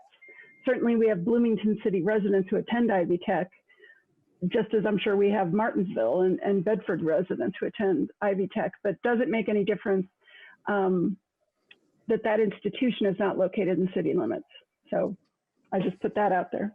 It's an excellent question. That's not actually the criterion that caused me to exclude it.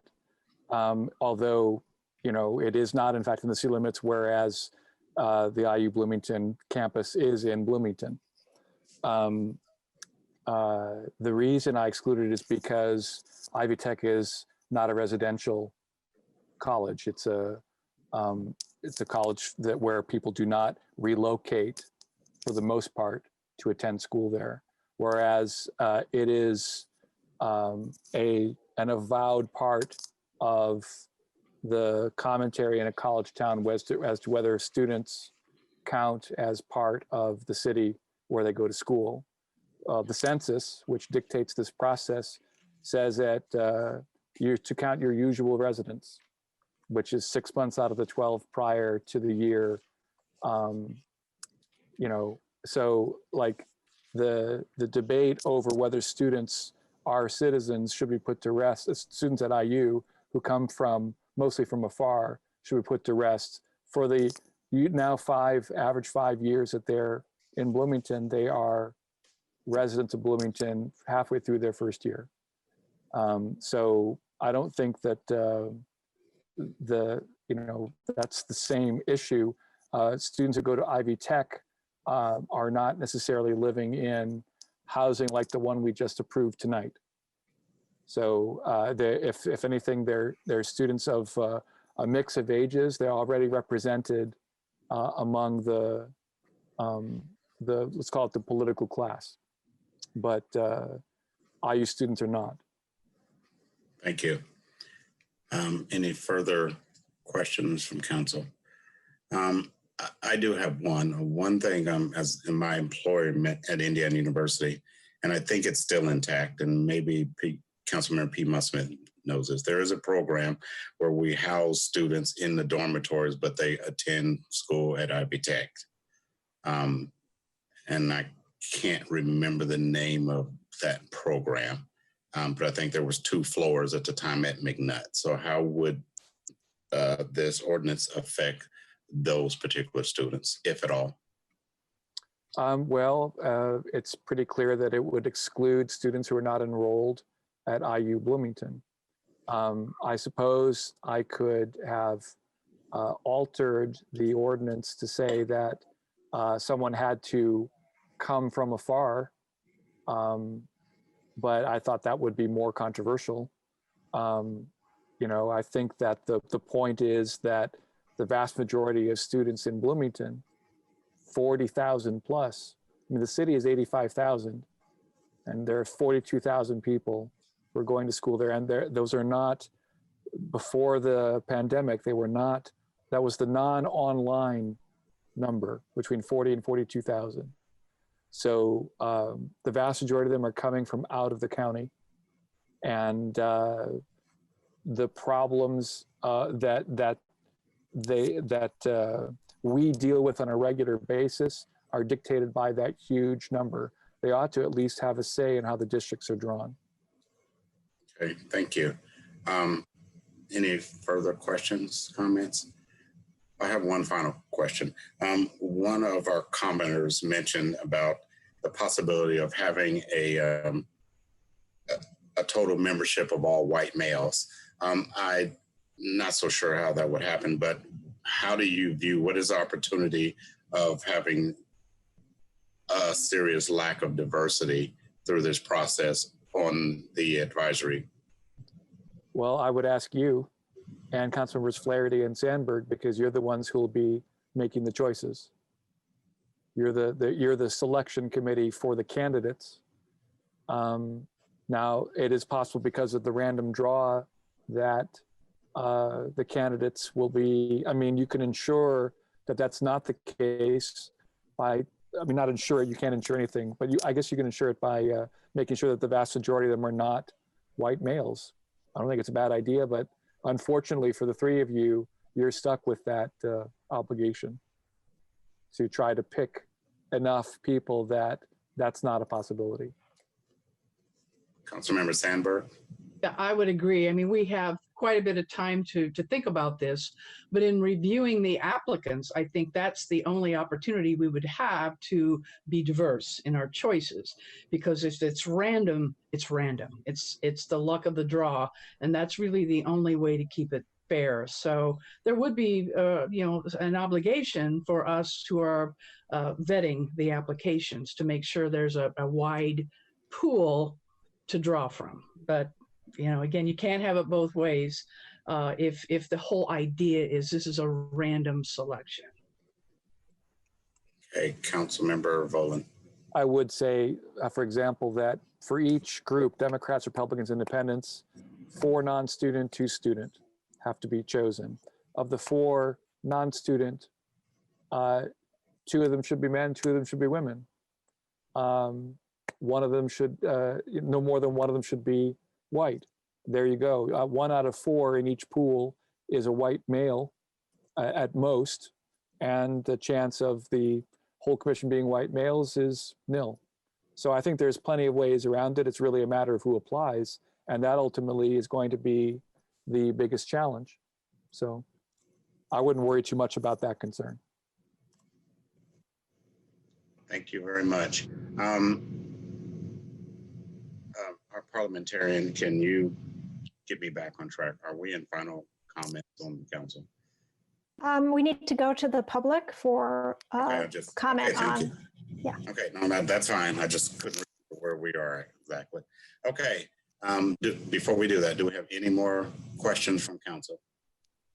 Seeing none, we're going to public comment. I will remind everyone to use the raised hand function in Zoom or send us a note in chat.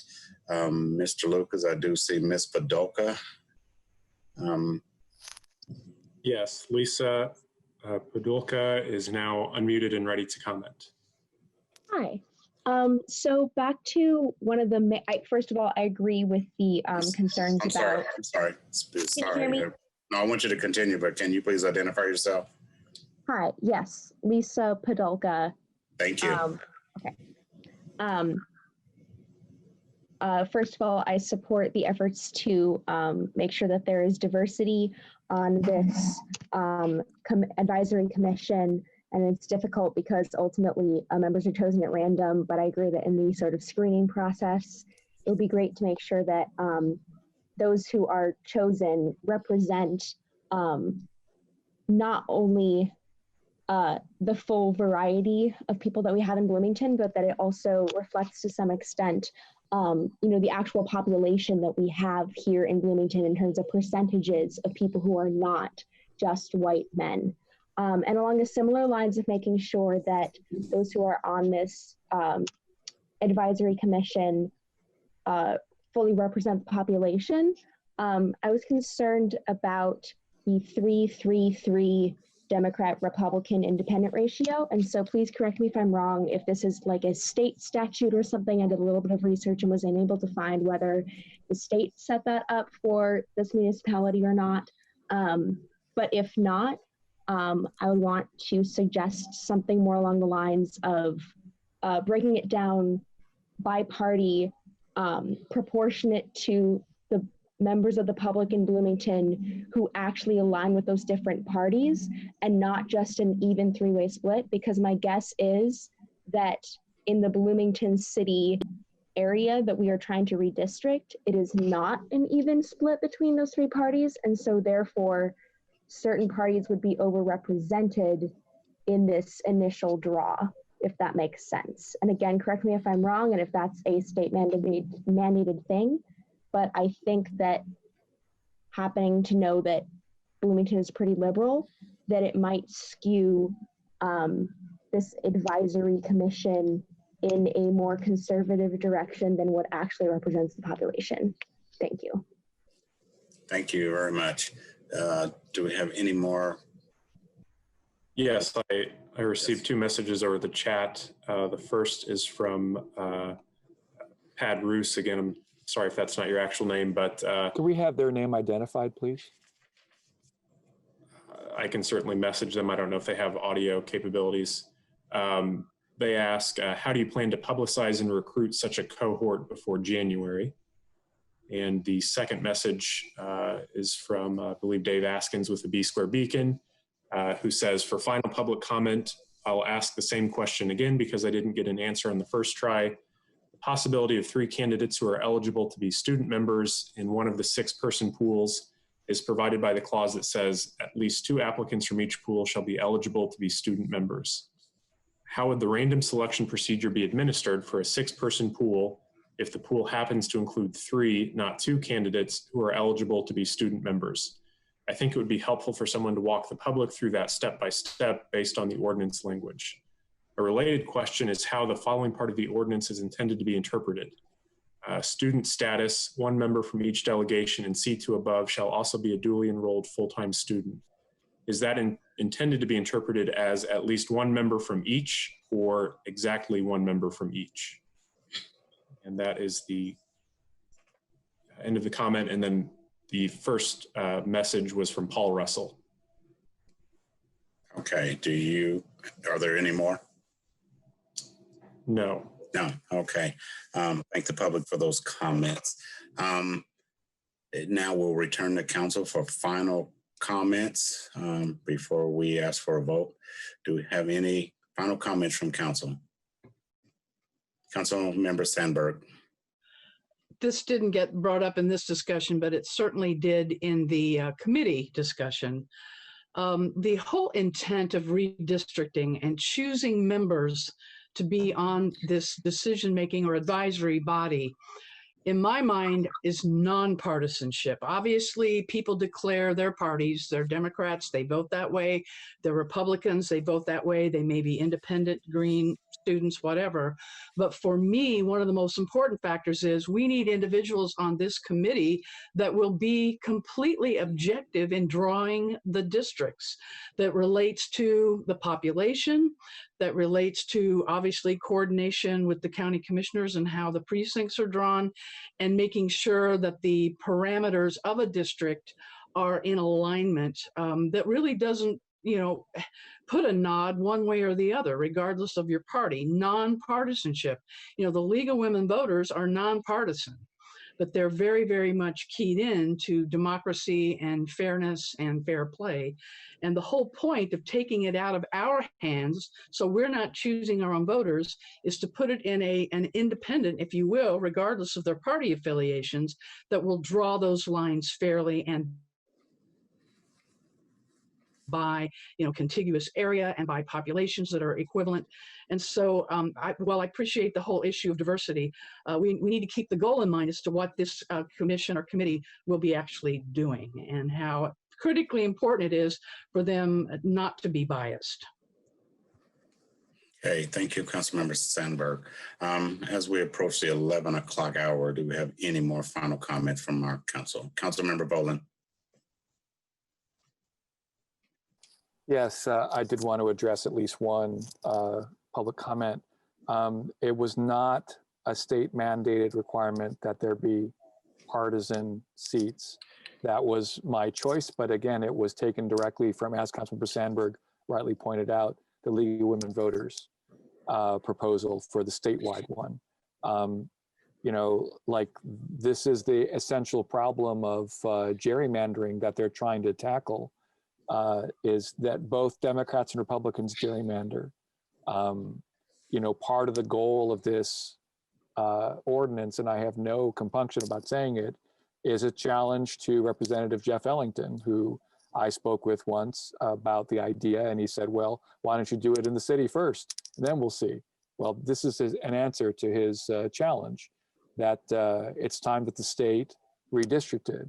And if we can lead the way in showing how it can be done, and alter it to fit local needs, then there should be no problem doing it up there, but they should, there should be an equal number of partisans on the state commission. We're trying to get away from gerrymandering, from having one party dominate the other. If the majority of people in Bloomington are Democrats and they have a majority on this commission, they'll just draw the districts to favor Democrats. And that's not right. It's just not right. So, but it was not a state mandate that it be even. If anything, we're trying to say they should do the same thing at the state level. So with that, I just want to thank everyone for their support of this idea. I think it's an idea whose time has come. I don't want to draw the next map of the city council districts. I don't want any of my colleagues to do it either. And I want this phone to shut up. Oh my God. Sorry about that. Thank you. That's enough. All right. It must have been the 11 o'clock alarm. Do we have any other comments? Final comments, Councilmember P. Smith. I just want to thank Councilmember Boland for bringing this forward. Thank you. Any other final comments? Did I see a hand? I'll bring up the rear, and I'd like to thank Councilmember Boland as well. I think the premise is, even though it was initiated by Jeff Ellington, but I think the premise is exactly what needs to be done. And if it aids in any way to be a leader or show the state legislature how to do it objectively, unbiasedly as much as we can, then I think that's a good thing. So having said that, It is now time to vote on ordinance 20-30 as amended. Madam Clerk, will you please call? Yes. Councilmember Scambaluri? Yes. Rosenbarger? Yes. Sims? Yes. Volin? Yes. Piedmont Smith? Yes. Flaherty? Yes. Smith? Yes. Sandberg? Yes. And Rallo? Yes. All right, looks like that was adopted 9-0. And thank you all for helping us get through that. And without any further ado, I will pass the gavel back to President Poland. Thank you very much. You're welcome. We have no legislation for first reading.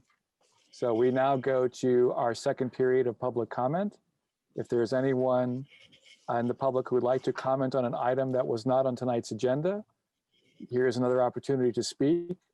If you please use the raise hand function in Zoom or type into the chat and Mr. Lucas will call on you. Is there anyone who'd like to speak on an item not on tonight's agenda? First call. Second call. Final call for open public comment. Seeing none, we'll move on to matters of council schedule. Mr. Lucas, I think we have to consider the annual legislative schedule. Yes, and I see Councilmember Piedmont Smith has. Oh, Councilmember Piedmont Smith, I would like to make a motion. please. I move to suspend the rules so that the 2021 council recess may be scheduled as provided for in the 2021 annual council legislative schedule that was issued to all of us as a proposal. Point of order, Mr. Lucas, I don't think we've actually adopted an annual schedule yet, have we? That's why I said as proposed It's to just us changing the in our rules, packet. yes. But we haven't even made the motion to adopt the schedule. I think if you would like to adopt the schedule as drafted, you should suspend the rules so that you can adopt it with a rescheduled summer recess. The motion to suspend has, needs a second, okay. Is there any discussion on the motion? Any questions? Councilmember Flaherty. Mentioned very briefly that there's an ordinance, I believe it's 20-33, that is making its way through the administration committee that addresses the scheduling of summer recesses as a housekeeping matter, along with some other things. And because that's not back to the full council at this point, and we're potentially acting on adopting an annual schedule in advance of that, it makes sense to clarify that we're suspending the rules to do so. So I support this, but I just wanted to make that point for the public. That is helpful, thank you. Councilmember Piedmont Smith. And I'd like to explain that the reason we need to suspend the rules is that currently in city code, it says that our summer recess should take place in August. And the proposed schedule has it taking place in mid-June to mid-July. Any further questions? Mr. Lucas, is this a motion that requires public comment? No, I don't believe so, but please note it does take a 2/3 majority of council to pass. Okay, if there is there any comment on the motion? Seeing none, will the clerk please call the roll on the motion to suspend the rules? Yes. Councilmember Rosenbarger? Yes. Sims? Yes. Bolin? Yes. Piedmont Smith? Yes. Flaherty? Yes. Smith? Yes. Sandberg? Yes. Rallo? Yes. Scambaluri? Yes. Is that all 9? Okay, well, that motion passes. And Councilmember Piedmont Smith. I move adoption of the City Council legislative schedule for 2021 as proposed in our packet. Second. Okay, Mr. Lucas, would you care to describe this at all, present it? I can briefly describe the purpose of the annual schedule. When we aren't operating during a pandemic, this annual schedule provides notice of the council's meetings throughout the year, and typically prevents staff from having to post a weekly meeting notice unless the essential details of the meeting have changed. So that would be the date, the location, the time. It also provides some clarity to both the public and other boards and commissions throughout the city as to when the council will be meeting, when they will be using the council chambers. Again, that's all sort of been thrown up into the air this year. And with operating on Zoom, as we've been doing for months, we've been posting weekly notices with a new Zoom link for each meeting. So in again, normal times, this saves staff a lot of work. It provides some predictability to a lot of other folks. And hopefully we'll be getting back to operating like that in the near future. So this is still an important document and does provide some predictability to the council schedule. I will note that the council, like you've seen this year, is perfectly able to add additional meetings, to cancel meetings as necessary, or to reschedule meetings. So this provides sort of a default position unless things change. I'm happy to answer any specific questions. The main features I will point out are the summer recess. The departmental budget hearings were shifted, I think, a week later than they were held this year at the request of the controller to provide a bit more lead time after the state releases revenue estimates for local income taxes. So beyond those two changes, it tracks, I think, what the council had planned to do this year with its annual schedules. So happy to answer any specific questions if you have them. Okay, are there any questions for Mr. Lucas or about the proposed calendar from members? Any questions? No questions. Does this go to the public for comment? I think that's up to the council. I will note too that there is a slight change from the end of the 2020 annual calendar, which extended through the first legislative cycle in January. The schedule that you're considering now actually moves the council's organizational meeting to January the 6th. And that meeting would just be an organizational meeting.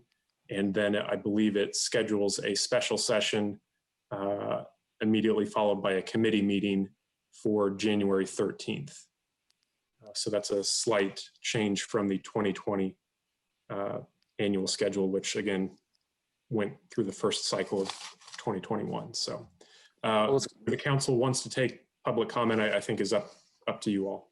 Yeah, is there any public comment on the proposed annual council legislative schedule? Please use the raise hand function in Zoom or type into the chat. Any public comment? First call. Second call for public comment on the calendar. Final call for public comment. Mr. Lucas? Okay, back to the council for debate. Final comment on the annual council legislative schedule. Seeing no motion, I will ask the clerk, no physical motion among my colleagues. I'll ask the clerk to please call the roll on the calendar. Councilmember Sims? Yes. Volin? Yes. Piedmont Smith? Yes. Flaherty? Yes. Smith? Yes. Sandberg? Yes. Yes. Morallo? Scambaluri? Yes. And Rosenbarger? Yes. Okay. That motion carries 9-0. Any other legislative or scheduling issues, Mr. Lucas? I don't have any additional scheduling issues. I will note this is the last scheduled meeting of the year unless the council has any additional matters to take up. I just mentioned again that January 6th would be the organizational day for the council, where it would select officers and make appointments to the various boards and commissions that council members serve on, in addition to any citizen appointments that are ready to come forward. And January 13th would serve as the first meeting for the first legislative cycle in January. Mr. Sims, did you want to make a motion? Oh, I think so. Is this for the special session on 24th? Thank you very much. Yes, I'd like to move that we have a special session on December 1st at noon for the purpose of receiving information from administration, from staff, from city clerk, based on, and the report from the council staff. And I'm sorry, this was a report on standing committees. Second. Motion and a second. Is there any discussion on the scheduling of a special session for Monday at noon? Maybe Mr. Sims, perhaps you'd like to elaborate, or do you think that that motion was enough? I think it was enough until then. Okay. Anyone, question, Councilmember Flaherty? Yeah, just for any members of the public who aren't aware, at our last council work session, which we occasionally have at noon on Fridays, typically with the goal of just receiving a sort of preview, informational preview about upcoming legislation, not to ask questions or vet things, but just to receive information. We have those work sessions on occasion at noon. They're public meetings, but they're less well attended than council meetings. There was discussed whether it was a more appropriate to have a work session or actually schedule a council special session, which would have, for instance, probably Kat's recording it and some other things, some other formalities, in order to hear this topic next week in the committees. And I was in favor of a special session. I appreciate the motion from Councilmember Sims. But if it just seemed odd to any members of the public that we're having a special session of the council at noon on a Monday, that's kind of why we decided, I think, at the advice of council staff and based on discussion, that we decided the special session was a more appropriate meeting type than a work session. So kind of in the weeds, but just wanted to explain that. Thank you. Thank you. Any other questions or comments on the motion? Councilmember Piedmont Smith. Yeah, once again, to fill in the public on what we're talking about. Standing committees are a new system of doing the work of the council that was implemented in February of this year. So I believe the goal of Monday's meeting is to kind of assess how it's been going with these standing committees. So. Further questions or comments? Councilmember Sandberg. I would also like to suggest that this could be a very preliminary discussion, and it could take some time between Monday and future months of the coming year before any decision is made as to the status. Thank you. Councilmember Sims. Thank you. And I would just follow up on that as well. At the beginning of the year, when standing committees were created, it was agreed that we would get a report on effectiveness and how they all went throughout the year. There was some debate since the standing committees were formed in February, I do believe. Some of the debate was that entire year means we don't want to do this until February. At some point, we may not make a decision until then, but I don't think we want to wait that long to involve other departments, other staff, other council members to start to gauge and have discussions on that topic. So that is the gist and the crux of as I understand it, on Monday's special session. Further questions or comments from members? Well, I'll just say that I proposed standing committees on Organization Day last year. And frankly, I think it was unprecedented that it took until the very end of February to approve them. And when I heard that we would have to give them a year, I thought it would be a year. Well, it's 10 months, but if that's the will of the majority, then that's what we'll hear. But I think that, you know, they should be given the same courtesy that we, I mean, how many times have we heard people talk about, you know, taking more time to make decisions on things? Well, you know, I don't want to say it's a double standard, but I am sure that when we look at the data of minutes spent in meetings, for example, we're going to find that committees have been salutary or not particularly any greater a burden than the way we used to do business. But, you know, having said that, I'm fine with having that meeting on Monday and looking forward to the discussion. Any other comments from members? Seeing none, will the clerk please call the roll on the motion to hold a special meeting on Monday at noon? Special session. Yes, Councilmember Volin, Yes. Piedmont Smith, Yes. Flaherty, Yes. Smith, Yes. Sandberg, Yes. Rallo, Yes. Scambaluri, Yes. Rosenbarger, Yes. and Sims. Yes. Okay.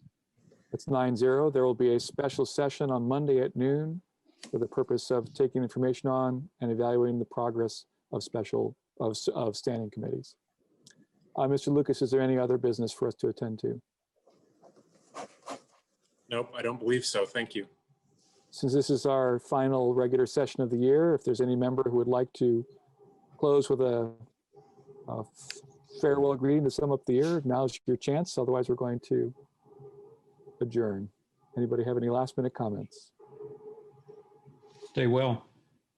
Please stay well. Please stay safe this holiday break. I want to thank all my colleagues for working. Oh, Councilman or Madam Clerk.